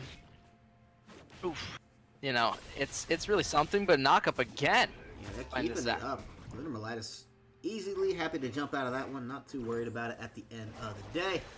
And 773 just backs right off of that. Not going to try to chase it too far. Hadn't had the same J4 showing that, of course, we saw out of Trivia Boy. That champion more effective in some hands than others, it would seem. And his Sejuani start wasn't perfect either, but he played the utility well enough until the game did get away from him in the later stages. Unfortunately, we'll see if that tends to be the same case. Maybe has a bit more to work with here. The top lane about the same, not quite the same CS disparity. Bot a little further behind, but if they can maybe turn something in this mid lane, well, gotta get Baguette out of there. Gotta get that one in. Lovely Demon wants to find it, and just not quite enough. Gold staying dead even though there's a kill in the favor of Emory.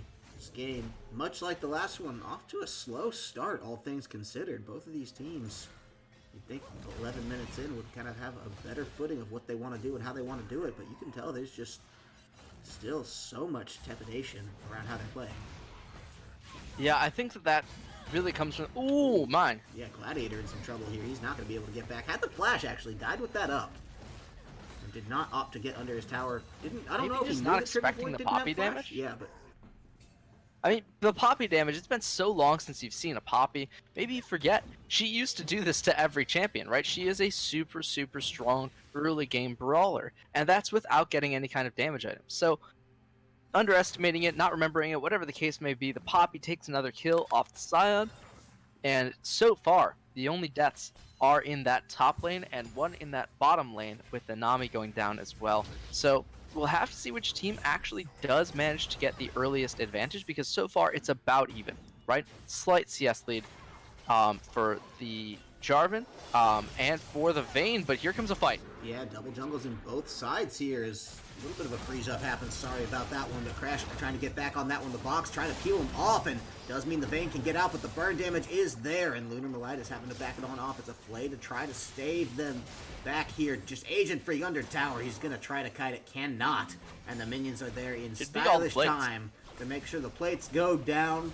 Passed around. Everyone's got ample on it. And this tower is going to absolutely be shredded. A nice break open here for UBC. It took 4 members in the bot lane, but they're finally going to find themselves a sizable, marketable advantage. Keep the pressure up. Yeah. And once they got that, it was just all downhill. I mean, they had everything that they needed. It just kind of worked out because of it, right? They had damage, they had chase. They should have gotten a couple more kills, actually. Played pretty well by the side of Emory to not go down there, but realistically, I mean, this is starting to look a little bit dire. It isn't, of course, over at this point because they have a jungler and a mid laner, sorry, top and a mid in that top side to stave off the poppy advances for now. He tried to hold that one back, Trivia Boy, though.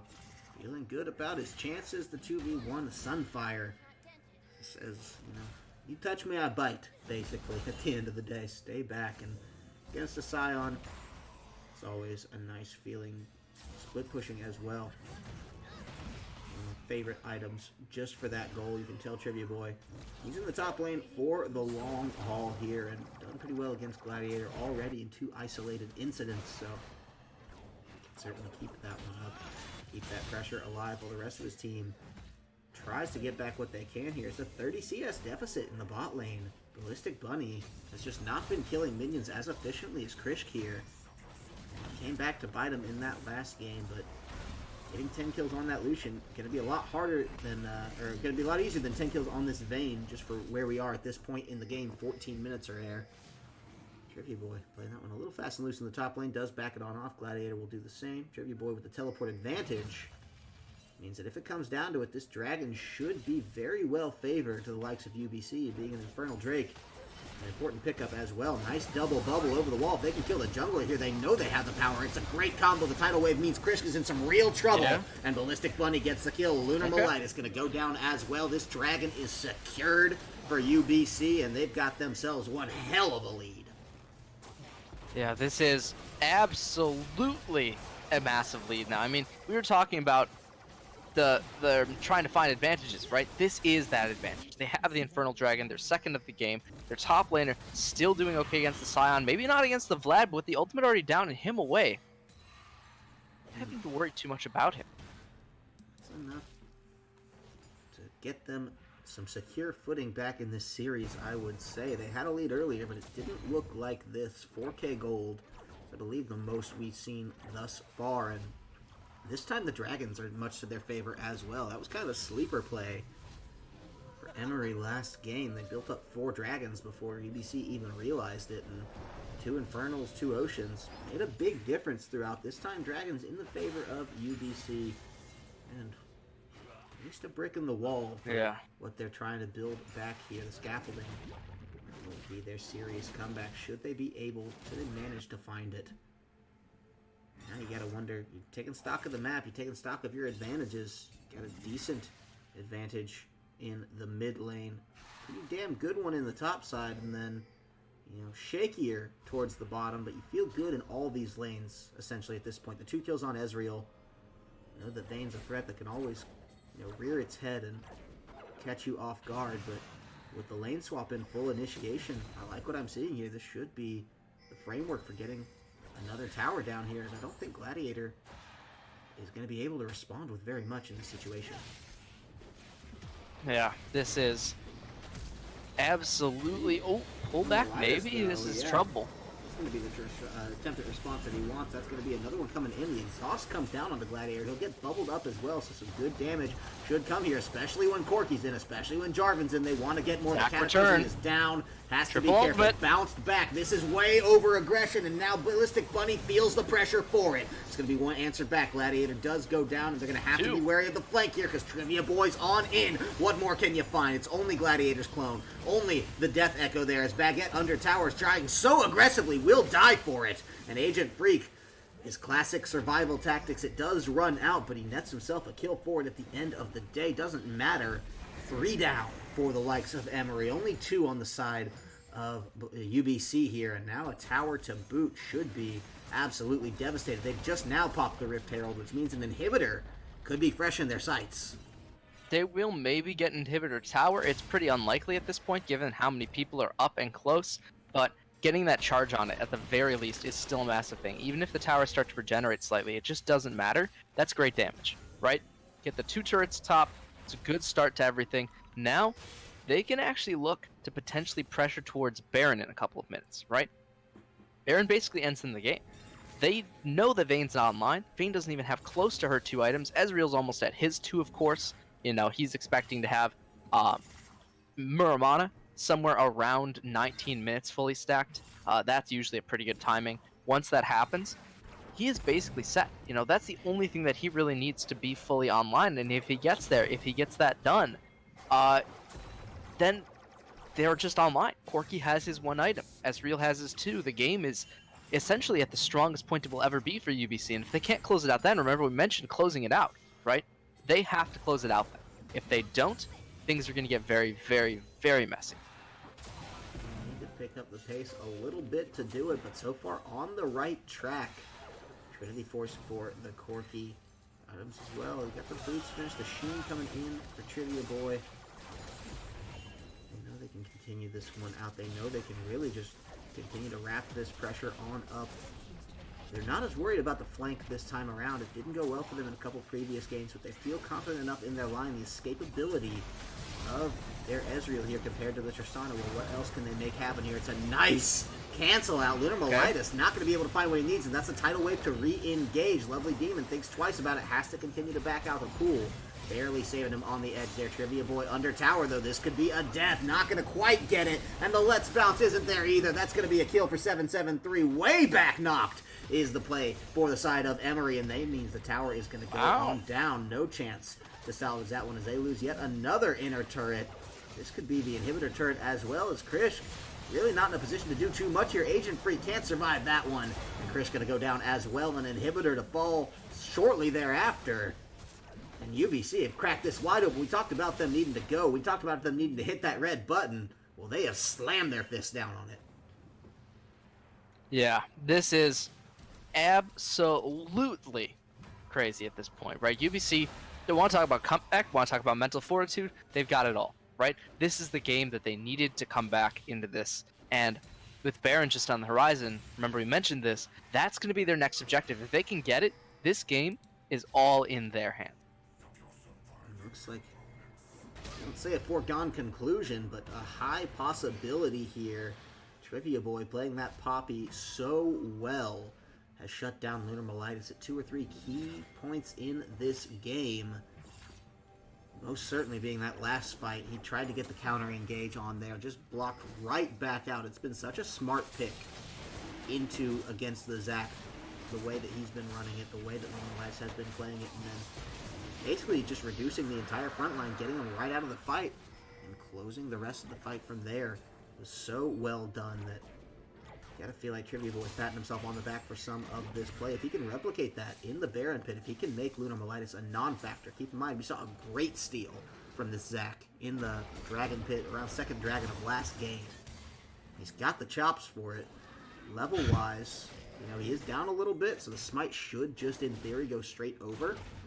But at the end of the day, definitely UBC with the tools to secure this Baron should it come down to the straightaway. And what better time to do it than when you've got this mid inhibitor shoving your way when bot lane's already pushed up. I mean, the time is right.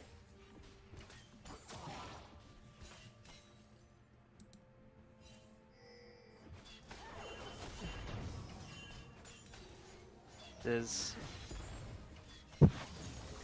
at this point, right? This was actually, not to this extent, but certainly this kind of a lead was amassed last game, right? And we said, UBC has this, they've got a lead, they should be able to close this out, and they were unable to. So, currently, without having taken another turret since that initial, really big breakout push, I'm starting to worry a little bit, right? Just learning how to close out a game doesn't usually happen instantly. It isn't usually an on-off switch. Talk about non-switch. Fight might be. This could be it, though. That's going to be the Cataclysm coming down. The Let's Bounce not finding anything except the passive pop, the teleport to try to hold this one alive there, and we'll get him back in. Will mean he can actually try to turn this one back. That's on the killing spree, though. He finds the first one of the fight. That's a great stopwatch to hold things back through as well. What more can they get out of this one? Demon has to be careful. Double kill now coming out for Baguettes. He's found this one. That's the back line. Chris trying to get in as the Vayne. Not going to make it happen there. That 7-7-3 is keeping the pressure alive. Gladiator is out, but then so is this tower's time, baby. They are taking this one away. And that's going to be another inhibitor come to fall. Maybe more if they decide to get Froggy and go ahead and jump, because the minions are already at the Nexus towers here. I don't know if they continue to pressure this one out. UBC putting the respect on it. They're backing off in time. I like it, but now things so much more difficult for Emory. Oof. This should be... I mean, I'm thinking this is going to be a crazy ending to the game, but they need the Baron, right? They just need it. They got themselves second inhibitor. Now all you have to do is take the Baron, UBC. Get the Baron, win the game, right? That's it. Of course, comes with a 50-50 steal risk for the most part, because the fact that Zac is just a champion. So you have to send Poppy over the wall, and then you're losing your main tank, so Jarvan has to tank it. Gets a little bit risky. You can just pressure for the third inhib, right? That is a strong potential ending tool as well. But at some point, I would think that they would want to just end this game, right? The Baron accelerates that process for the most part, and so we have to expect them to do it sometime. I mean, just getting that go button for themselves. certainly what they want to find out of Not this for the one. blue The buff. reset on the blue buff. Have to be a little bit more mindful than that. W but- doesn't hit that either, Ezreal. Yeah, Old no. W didn't hit it. New W doesn't hit it. Okay, shake it off. This is, champions are hard. League of Legends is a tough game. It's a difficult game. Everything's supposed to hit. So the on-clicks, not quite what they're supposed to be. Not quite what they used to be is, rip old Scion, old Taric, the on-click stuns. The days. Either way, speaking of rip, laying this tower to its final resting place here, inner tower in the bot lane. Should be on the docket for a little bit more, as I don't think there's anything that Emory can do to quell this 5-man siege once Jarvan gets there. It's 4 people already, but still a numbers disadvantage as we got Scion backing in the topside. Gladiator, no teleport to join this fight, and the tower already so beaten down. Likely will fall here. Yes, that is the final straw. Breaking the camel's back, the last inhibitor here. You talk about it as a closing tool. Well, mid one has come up, and this is the last attempt at a re-engage, or so it would seem. Gladiator charging in for this one, but look at that Cataclysm. Demon is solo. He's trying to get out. That's the Rampage. And the backline just not there for Lunar Melitis either. Thresh, what can you do? The box not going to save you for long. Gladiator in some real trouble. Krish getting dove on the backline, and the hook goes wide. He goes down. Double kill for the Ezreal. Ballistic Bunny on top of this game. Had a rough one last time, but this time has locked it down for his team. 25 minutes, about 10 minutes shorter. No opportunity for the comeback. No chance to build your way back into this one on the slow play here. It is not going to happen for Emory. They will be going to a third game. Trivia Boy makes damn sure of that as he slays Krish on his own fountain steps there and picks up the win for UBC, bringing us 1-1 in this series. That was, I think, probably the biggest answer UBC could have ever given back, right? It was just instantly you see UBC go, this is it, it's game. 20-something minute victory is incredibly, I would say, demanding, right? It's demanding of an answer. Yes. Is the reality. So we'll have to see. I mean, that was, if Emory have something left in the tank, now would be the time. Because after that game, I don't really know what UBC are kind of lacking, right? They take a couple bad, they look bad, fights that are, not ideal, and then they come out on top of every single one of them. They had a couple even fights, but that was it. So in that sense, I would say that maybe it's get better vision, control their jungler a bit better, hope that your mid lane doesn't just lose in the matchup stage, or draft a bit better. So we'll have to see if they change the draft phase or if they're going to change the vision game. With that, we're going to toss it over to a break, and when we come back, we'll have the third and final game of this series.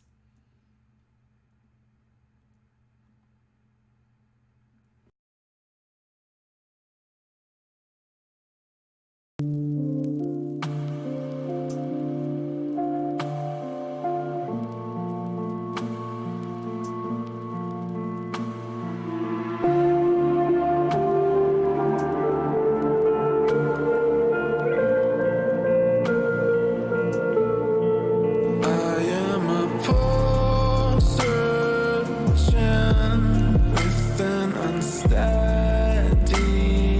hand. This operation didn't go as I planned. Was it easier for you to cut me out? Bury my body in the ground and just leave, and just leave like you do. Like you do. Like you do. Like you do. I am a poor surgeon trying to extract the thorns you left inside my back. Was it easier for you to cut me out? Bury my body in the ground and just leave, and just leave. like you do. Like you do. Like you do. Like you do.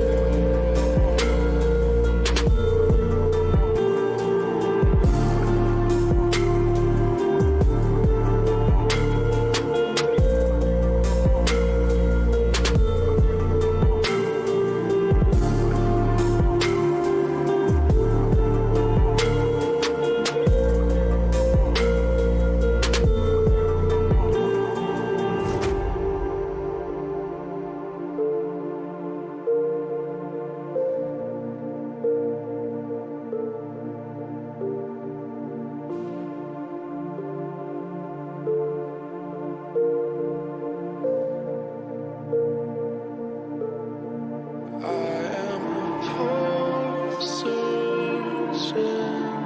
with an unsteady hand. This operation didn't go as I planned.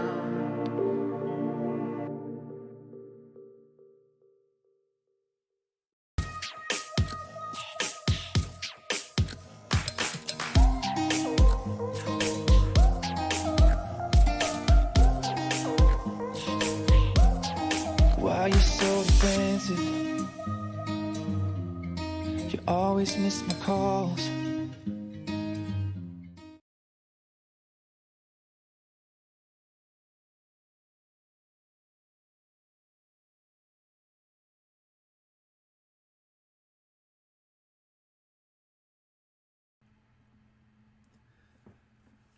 Well, thank you for sticking with us through that break, ladies and gentlemen. All the time in the world for one more game. That's what we got coming down to at the very end of the day here. It is, of course, UBC 1, Emory 1. Back to the original sides. Blue side winning both games thus far today. Now blue side back in the hands of Emory, but seemed like all the momentum in the world was that of the University of British Columbia. They got some ground in that last series, and now Emory find themselves in the unfortunate position of having to make that ground up.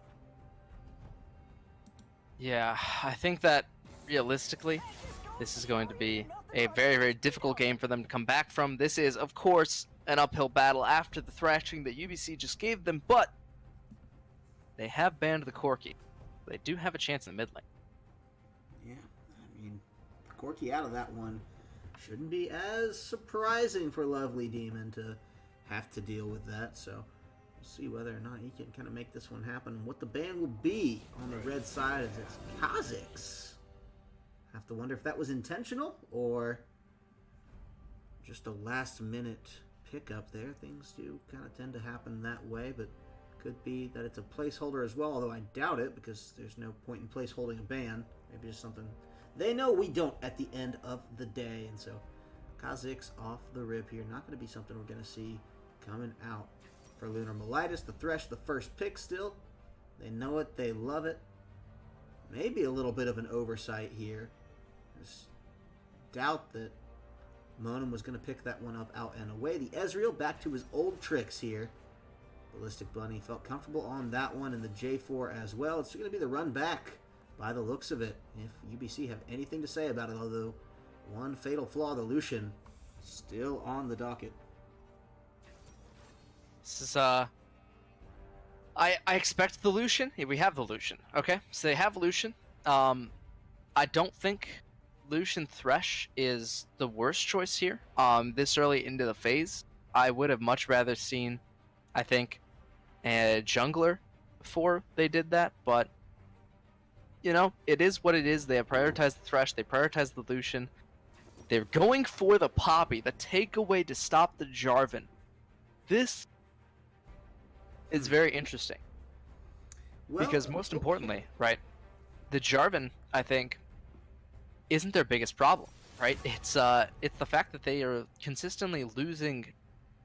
Well, at least last game, right? It was that they lost mid lane, then they lost bottom lane, and they didn't have anything to compensate for that, right? Their top lane wasn't winning. So just picking the Poppy isn't good enough. You need to have a choice or a plan to actually win based on the Poppy pick. So it can't just be, okay, we're selecting Poppy, it stops Jarvan, right? What does the Poppy counter? Why are you picking the Poppy? Can the Poppy be countered? The answer is yes to all of this, right? You're picking the Poppy because you're like, okay, Jarvan counter. Got 2 answers out of the way. Can it be countered, though? Absolutely. Picking it this early, not knowing what you're up against, means that you do open yourself up to maybe not the Urgot after his previous nerfs, but certainly other champions that do decently well into tank bruisers, right? We're kind of rotating back into the older school meta where there were, you get the tanks, and then you get the bruisers, and then you get the fighters, and they all sort of counter each other in the little rock, paper, scissors circle.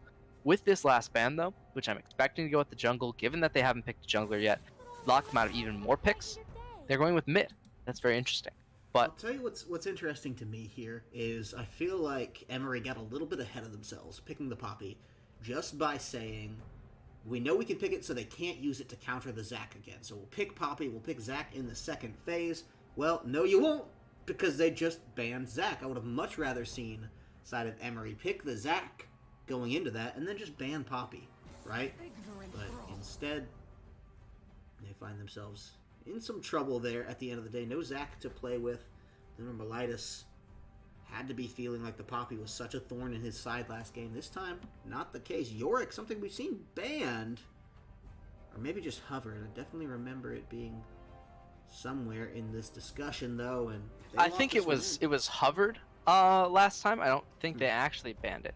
Interesting. Well, but here it comes out. We're definitely going to see that one locked in and away for UBC. That's yeah, once this is locked in, I actually like the Yorick a lot. I think the Yorick is super strong. It's been played a bunch in Korea. It's been nearly pick ban in the LCK, in fact, for the last couple of weeks. So, not the last couple of weeks, but the last couple of series of days that they've been playing in LCK. And given that, right, given that you have, such a strong top laner and it has the ability to bully people in really well and doesn't have dash, so Poppy doesn't stop it so much, you've got to think, is there a way that Emory are going to be able to just straight up win the game? I think right? The way is called Ari, Lee Sin, Pop-Off combo. Yeah, I guess so. That one happen. Right? Their mid laner has to be popping. They need the pop-off. They need their bot laner, their AD, to have a pretty decently sized lead, if not a tremendous one, right? The Ezreal does scale better than the Lucian does. He does more damage in the late game. He has better mobility. He's a safer pick. So the Lucian has to get an early advantage. The Poppy has to get a bit of an early advantage. The Ahri has to get a bit of an early advantage against this Cassiopeia. All of these champions. Is this Ezreal mid? Certainly No. not. Baguette wouldn't trade with Ballistic here. We saw Ballistic put up a great showing on Ezreal. There's no way it's not Ezreal AD. Yeah, I don't think they've just forgotten to switch here, certainly. If they do, depending on what they run in, if this is intentional, hey, you know what, it's confused us. Maybe it's an attempt the same way to confuse the likes of Emory here, but at the end of the timer, that does tick out. Ezreal in the mid slot, so we'll see when it loads in if that's something that they're doing this game intentionally or not. I mean, that's I don't know about that one. So Chief, that ain't it, Chief. That's yeah. a little shout out to one of my buddies. That ain't it. I'm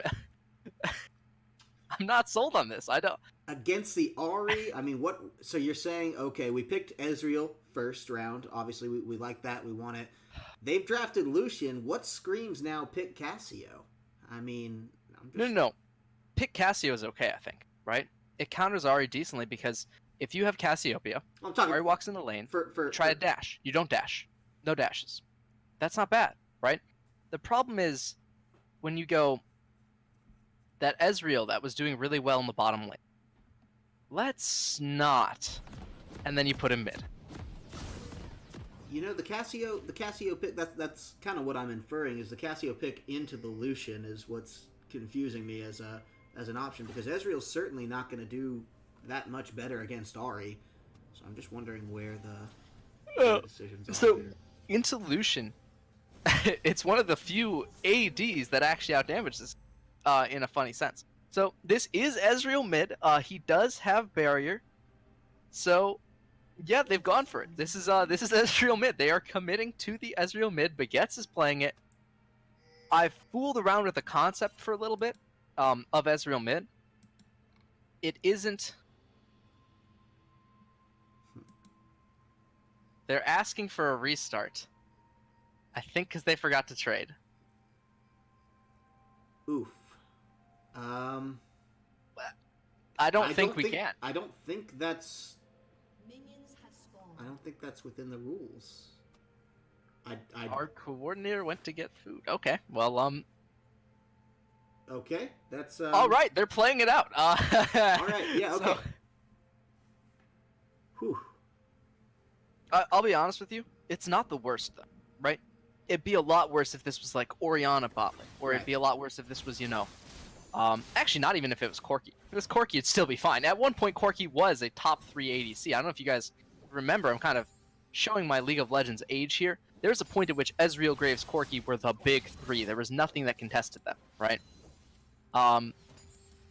Those days have long since passed. Ezreal is still very strong. He's just kind of been that way for forever. Graves is now a jungler.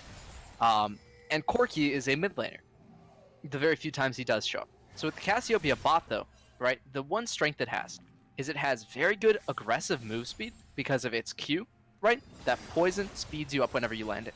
So now you can dodge around thresh hooks. The other more important thing, the E reset. Whenever a target is poisoned, you get like 0.5 second resets on your E. So, in that sense, I would say that the Cassiopeia is extremely dangerous if she can start landing damage, but the problem is, for the side of, UBC, landing the damage, right? Getting into the mid game, I think, is going to be their biggest struggle, because all they have to do is stay alive. Yeah, they did it there, though. Cost them the flash, Agent Freak. Happy to make that one happen. The trade-off on the immobile Cassio, getting that flash out of there. Actually, still Maya could have had something there, but did not connect on the hook, and that was just a mechanical misplay. Nothing dodge-worthy in the hands of Ballistic Bunny here. It's always a question on the mind. How well is he going to be able to play this Cassio? Something unrehearsed, unpracticed, perhaps. May know all the advantages on paper, may not, but even so, understanding the advantages and being able to execute them properly, it's a difference of experience and only comes from playing game after game after game. So we'll see what punishes we can see here. Right now, Baguette's off to a strong lead in this mid lane CS discussion. That's not the most surprising thing in the world, but here we got another hookup. That's the stun landing onto Ballistic Bunny, but look at this damage. Agent Freak not expecting this one, and that's actually first blood going. It will be turned back, and Krishk is now in a position to try to get a little bit more out of this one. He wants to get it on Meowm. Has to be careful of these minions, though. He just won't get it at the end of the day. The minions might actually get him here. Look at his health. It is so low, but in the top lane, we got some action coming down as well. Everybody just shaking themselves off after that one. Says, okay, hang on a second. We can hold back, get where we're going. And Ballistic Bunny may not be playing Ezreal, but he's certainly going the Ezreal build. That early tier, something to pick up, and we'll have that at least as part of this discussion. The tier, I think, is going to be really important here. Obviously, it is. Ezreal thrives off of this, but he's got enough gold right now, right? At 4 minutes, with himself having a Sly Sack of gold, he should be able to instantly get this, and at a 4.5 minute tier, that's still very good timing, right? That's exactly when you want to start stacking. So he needs this wave to be shoved in really quick in order to back so he can get those good timings. Timing. Essential in League of Legends, of course. And I talk about it a lot because of the fact that's so essential, right? This is what determines whether or not you have the advantage. It's how fast you shove your opponent in, how much gold do you have in an advantage, when do you back versus when does he back, how much gold do you each have. Something Ezreal is not doing, that he should be doing, is he is selling the sack of gold instead of just using it. You always use the sack now because on average it gets you more gold. So that's an interesting tip. Pretty much should be just using them instead of just backing and selling them. But he does have a tier nonetheless. He's gone for a longsword to try and get a little bit more AD, but with the Jarvan here, they're going to try to regress. Yeah, it's a point blank from Agent Freak, but still no flash from that last engage, and Nice aggression from 773 on that J4 to lock things down for him. It'll be the third kill of the match, second for UBC, and that tips things decidedly in their favor here. Well, Gladiator, different lane each time, maybe same solution, as Trivia Boy says. Doesn't matter which champion you pick, doesn't matter how you play, doesn't matter what you do. I'm going to get that kill on you in the top lane. That solo strike down, it just happens. It's been like clockwork this entire series, and that's going to be teleported in from Gladiator. He falls behind early in the experience game, and then when the level difference is right, Trivia Boy punishes like crazy. So the Yorick, no surprises there that he's going to be a strong force to contend with. And UBC, they're playing angry, they're playing mad. They wanted this reset, they wanted to change things up, and we're denied by Emory. Now they tried to deny Emory any further passage through the playoffs here if they can. We need to see a little bit more aggression out of this composition from Emory. It's a level 6 composition, to be fair. I mean, Poppy, Lee Sin, the Ahri in particular. Yeah. So they're all getting to that point in the game. This is where, hey, look, let's see a little bit of that action then. Let's see if they can turn anything on, because right now UBC, despite the disadvantage in their draft swap up here, they can still definitely come down to take this game away the way they've been playing.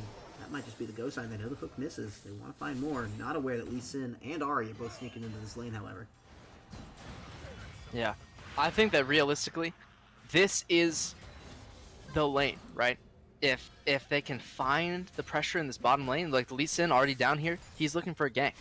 If he can get this damage off, this gank, successfully, they're going to have a fantastic time, but they need to do it. Oh, they land a hook. This will be it. Yeah, the play back. This is going to be bad news for Mountain. He's going to be in real trouble, but Agent Freak actually goes down early.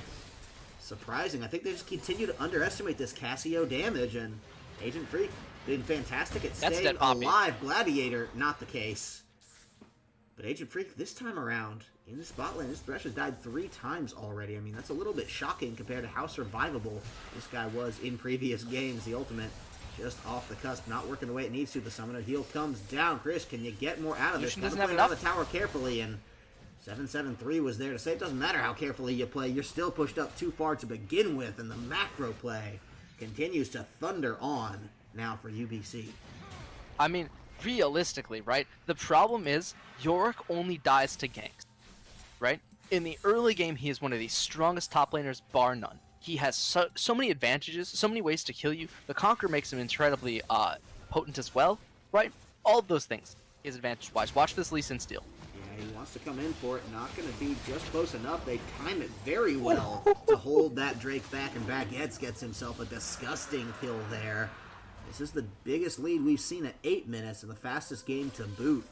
So far, it's been the kills steadily behind that 1 per minute mark. This time, the bloodshed is coming on down, and Alright, looking for charm. Very comfortable on this mid lane Ezreal. I mean, the thing is, right? Everybody plays Ezreal. It's not just that, oh, only your AD can play it. Everybody plays this champ. This is the go-to AD carry for people who don't play AD carries. It's always been the case. Because it doesn't matter if you're a top laner. It doesn't matter if you're, a mid laner. It doesn't matter if you're a jungler. It's a caster-based AD. You don't have to worry about the finer points of, weaving in autos, the pressure in laning. You just throw Qs. If you just throw Qs, generally you're going to go even. Even if you don't win the lane, you're going to do pretty dang well for yourself. So in that sense, I would say that because it's so comfortable for everybody, it makes it really easy. This is the engage. Wants to come in under Ezreal. That's going to be the Flash flash down. to avoid the Sonic Wave, but Lee Sin can still get in Kick on off. the minion hop, and that means Baguettes going to fall to Lovely Demon. A much-needed kill back in the Ahri camp. Still down in CS, but at least Demons has something nicer to play for here. It's not going to just do it, though. You need more. You need aggression here. You can't just sit 3.5k gold down on a team like this. These are the plays you need to be making, and they need to work. So the culling coming down onto Myeon. Trying to get a little bit more out of that one. No hook to find out. The box actually used defensively here. Krish actually pushes through. The ADs ignore each other. They want to get supports. Neither finds it. Just low. But now Krish on the way out. Ballistic Bunny playing this Cassio much better than I believe we would have expected. Freak actually sacrificing himself for that one may be unnecessarily, hard to say. But either way, does make sure that he lays down his own life to get Krish out of that one. And wow, Lunar right there on the blast cone and still just let that one happen. That's pretty tricky. This is getting a little weird for Emory. They drafted a very proactive composition, and they have not been playing it the way they need to thus far. It's been all responses, and most of them a little late to the game here. I wonder, how much of the additional help their coordinator was giving him. Maybe if he's out to get food, this is seem a little lost. This is realistically, I think. I just don't know, right? This is such a strange game, right? From the Ezreal mid to the way it's just been progressing. So many kills on the Jarvan, the York running over top. That's actually pretty normal compared to all the rest of this. But yeah, it seems like UBC had a plan, and it doesn't really matter that it changed slightly. Ooh, no, they really came to execute the same way, the same macro play. And a lot of that is to credit to 773 here on the Jarvan. I mean, this guy's been really looking a lot better than he has all series. The Sejuani was not his best performance. The Jarvan last time around was okay. This time it's the early game pressure that he's been looking for, that he needs. There's the Rift Herald on the backline. Gladiator gonna go down to this one. Almost certainly the ticking away. If one flag would do it, and actually manages to stay alive as I deal with a little bit of the caster curse there. Just out on the back line, trying to get in on the Meow, but that's a nice hold up from Bunny here. He's going to save the support life, no questions asked. And Ballistic Bunny, we talk about Ezreal being, Baguette's looking good on this mid lane champion he didn't intend for. That's out the window when you compare it to Ballistic Bunny here. This guy's insane on the Casio, and you think, you play it some because of the last meta. You play it some because of, what you were expecting, but at a point you played it a lot because of what you were expecting, right? So I wouldn't undersell how much most ADs practice the Casio. I mean, everybody was hard practicing it. They were all like jamming on this pick. It was fantastic. It's like the Yasuo, except it had more power because it was easier to pick up. Yasuo is still, for all of his skill, that you can bring to bear, a very difficult champion to pick up for a new player. Right? You can't just walk through it. You can't just, get it instantly. Now with the pursuit, though, they're trying to make this happen. I want to get a little bit more out of that, and that's going to be a nice shutdown. The second death onto Ballistic Bunny, they say. Put this rabbit right back in the cage here, and do find at least something for themselves. The first kill for Lucian, a big deal here. He's needed to find a way to get back into this. And we keep in mind, it's kind of a close game, number one, that Emory managed to eke out the win in the later minutes. It was only on the back of the fact that they were able to just give Lucian kill after kill after kill after kill. This time, not quite been the case thus far. The first one, though, maybe just be enough. The charm gonna land means that Lunar is actually out of that one. Nicely played to get 773 down, but now Baguettes could be in a little bit of trouble. He knows the damage. Maybe the only way out of this one. Not going to be able to find it. Agent Freak actually picking up that kill for himself. And Emory not going gentle into that good night just yet. They really, they keep fighting back, right? You think that the game is just over, and then all of a sudden, it's just, they're coming back into this. The overextension from the Cassiopeia, the Lucian gets a kill, they get a couple more. The Dragon now, this is going to be a little bit too far gone. The Thresh is in a lot of trouble. Yeah, this is bad news. Trivia Boy picking that one up for himself. Another Dragon here. Seems all but in the hands of UBC, and Ballistic Bunny gonna make that one happen. It's Monum with some really nice zoning right on off of that one. Knows he's in the clear now that York is here, and Cassiopeia is still just hitting it, right? Ocean Drake is in the hand. One in the hand is worth a lot more than two in the bush, because now they have the regeneration to go with it, and that's going to be quite a good thing for them, obviously, but more importantly, it's going to be extremely bad for the side of Emory. If they were able to pick up the Ocean Drake, they would have been able to, say, maybe sustain through the Ezreal damage a bit better, last through these sieges with the Infernal, the extra damage that's coming out. It would certainly help, but now Trivia Boy has to deal with two. This is Three. Really tricky. Yeah, that York ghoul not going to do a lot to save him here. That's the box getting the shutdown ready to rock and roll, but not a lot to pick up on this bottom side. Maybe they get a tower out of this one, but what else could they be at risk for losing? Well, Baguette and Ballistic Bunny have their eyes set on Gladiator here. They're going to knock him right back to the Coliseum, though. Baguette is out of that one, but there's the Petrifying Gaze. Means Ballistic Bunny is just locking it down for the 5th kill thus far. 15 minutes and 5 kills. That's a great start to a blue buffed up Bunny here. Feeling really good about the way this one's going. They're going to trade towers, likely. Or no, I'm sorry, the top tower already down, of course. I knew that. Bot Yeah. lane, going to be hammered on. Of course. Pretty, You know. pretty tough here by Krish, though, and it's going to take the Ezreal ultimate to actually try to cut that one back on down. Don't know if it actually hit much there, but either way, Trivia Boy, doubtful that he's going to be able to get here in time. There is no mana for Krish, so Thresh Lantern would be their operating escape. I doubt they're just going to try to engage it afterwards. They might, but it would be some of the most aggressive we've seen. Ancient Freak has got 5 deaths already. I mean, realistic, right? This is exactly what they didn't want to happen in terms of their bottom lane. They've managed to keep the mid lane even, which is weird to say when it's Ahri into Ezreal, right? You should be ahead in that lane. You should be winning. You have a massive push advantage. He didn't even have, you know, like ways to sustain his push, right? We're talking. There's not even like dematerializers or anything, right? So, in that sense, I would say this is a lane that I would expect Ahri to do much better, and she is down CS, overall probably down in gold from the turret plating, and now the pressure is starting to all coalesce in a certain point. The York is bot lane, he has a Jarvan with him, 3 are shoving mid. They can't stop 3 versus 3, and they can't stop 2 versus 2 with this York. They need to get a numbers advantage on one of these 2 fights. If they don't, they will just lose towers. Miletus might just lose his life here. The kickback to stop things. The Cataclysm not going to be able to continue on through. Mid's going down. Yeah, can't save this tower though. Poppy doesn't have the knockback might just try. yet. You know, if had ultimate, maybe could hold this one, but otherwise tower going down in its entirety. So nothing they could do to keep that one well enough alive. This is UBC very much coming into form. Emory played a decent series to get here, but now it looks like it's all on the ropes. The first game, perhaps just the fluke. The rest of the series going the way UBC envisioned it, more or less, regardless of maybe the champion change-up they got here. This is still executing on the late plan. game pans out the same, Yeah. right? Even if the early game doesn't, the late game still pans out the same. Hook onto Yorick, little bit of damage. He's still very tanky though. They don't want to go in on this. They really don't want to commit. They're going to have to give up another outer. Not the biggest loss, but when you've already lost 2 lanes of 2 turrets, things are starting to look kind of dire. They need to find a pick and relatively soon, hopefully.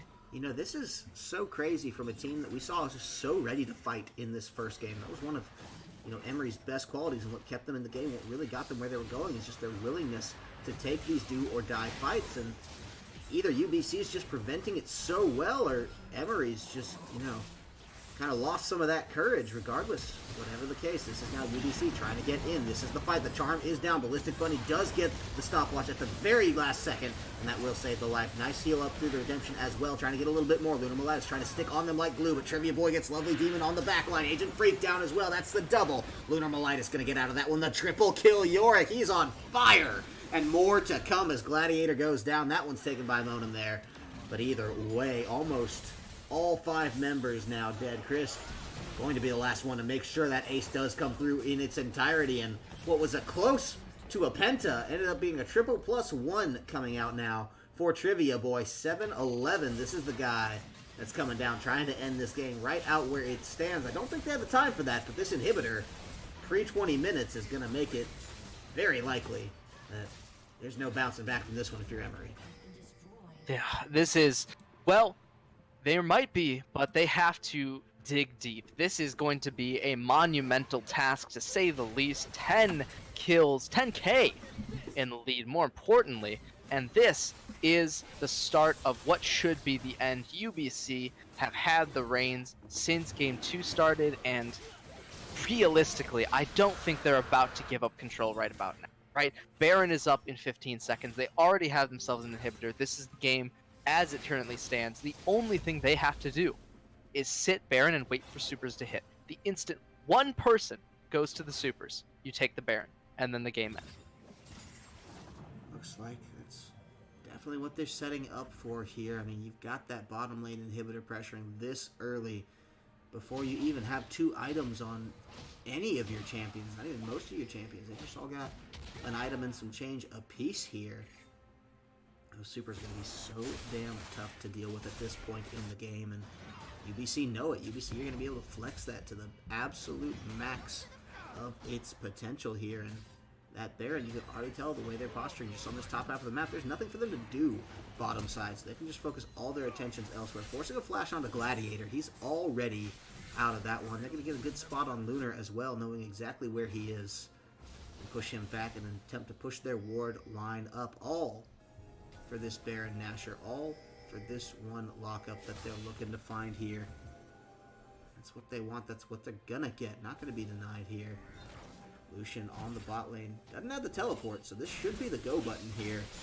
They know it. They want it. That's already about half health down or so, actually. This Baron falling maybe a little faster than you might expect it to, but Agent Freak trying to get it in the vision with the Lantern. Not going to land either of the CCs onto Baguette, which means now that it's all onto Lunar Malite. It's all onto the hop over the wall, but he's just a little early, and that means he's absolutely going to get taken down. No chance for a steal whatsoever. 21 and a half minutes. The Baron is locked out now for the University of British Columbia, and they are going to be off to the races. All still healthy. One back for the J4. The rest just going to be priming out these lanes, making sure that they can shove this one right back in the face of Emory and make damn sure that this is their I think, probably going to be the end of it all. They're looking to close out this game, the series, and advance to the round of 32. It's all UBC's chance.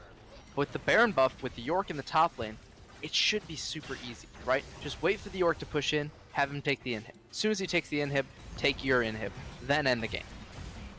Looks like that's just the game plan, what they want to find out here. Tidal Wave comes down, so does the Cataclysm. Neither one finding the full effect, but it does push them right off of their towers, and that's good enough at the end of the day. It's another inhibitor in this top lane on the chopping block mid. All but dead at this point anyway. It's going to be everything taken away from the University, or Emory University, taken away by the University of British Columbia. They're just slaughtering this one down. The teleport to tower comes out, because what else can you do at this point except toss out the GGs and say you tried your best? UBC, the better team today. They're gonna win this series. Knocking on the door at 23 minutes or so. The last-ditch effort is coming out. Gladiator actually makes some progress, but it's only on to Meowdom. And this is just the bad lane. Played into The Fountain. dive. Yeah, they want to try to get a little classy bit more. one. Krisk, though, getting the kill. It's not enough. That's going to be actually Ballistic Bunny locking it down at the end of the day. 22-8 in 23 minutes. A decisive victory from UBC that, through the draft, wasn't exactly what we expected. Maybe the win, but not like that, certainly. Well, the draft makes sort of sense. I like the Ezreal pick. I like the Cassiopeia pick. The problem is, obviously, where they were played. It didn't go exactly to plan, but doesn't really matter. UBC, I think, took an incredibly commanding lead in the early game. Then they won it out, right? It was just Emory University didn't seem to have the juice to get back to the point at which they actually needed to be to win this series, right? They won the first game.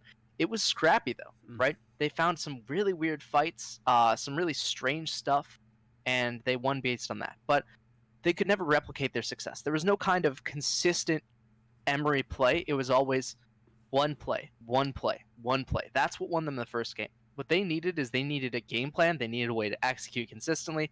They didn't have that. UBC did.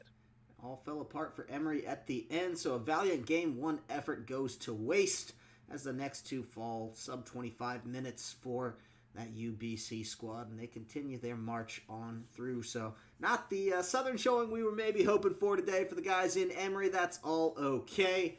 Of course, maybe still got a lot of playoff action to go, a lot of teams to represent, and as that runs on, of course, do want to remind you to follow at CStarLeague and at CSL LOL. Retweet this tweet.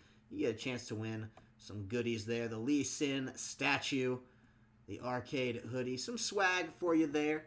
And, of course, you can always follow us here on Twitter at these lovely tags below our talking heads here. Give us your feedback on the matches we do. Of course, love to hear from you guys there as well. Got more esports coming up tonight. CSGO right after this. And then, of course, today's Tuesday. Thursday, we got a little bit more League of Legends action coming your way with, the continuation of these spring playoffs. And then, of course, CSGO right after that. So it's like a schedule every Tuesday, every Thursday, 7 p.m. Eastern, 4 p.m. Pacific. That's when we love to spend time with you. But that's going to wrap us up for today, ladies and gentlemen. Thank you so much for hanging out with us this evening, and we'll catch you next time.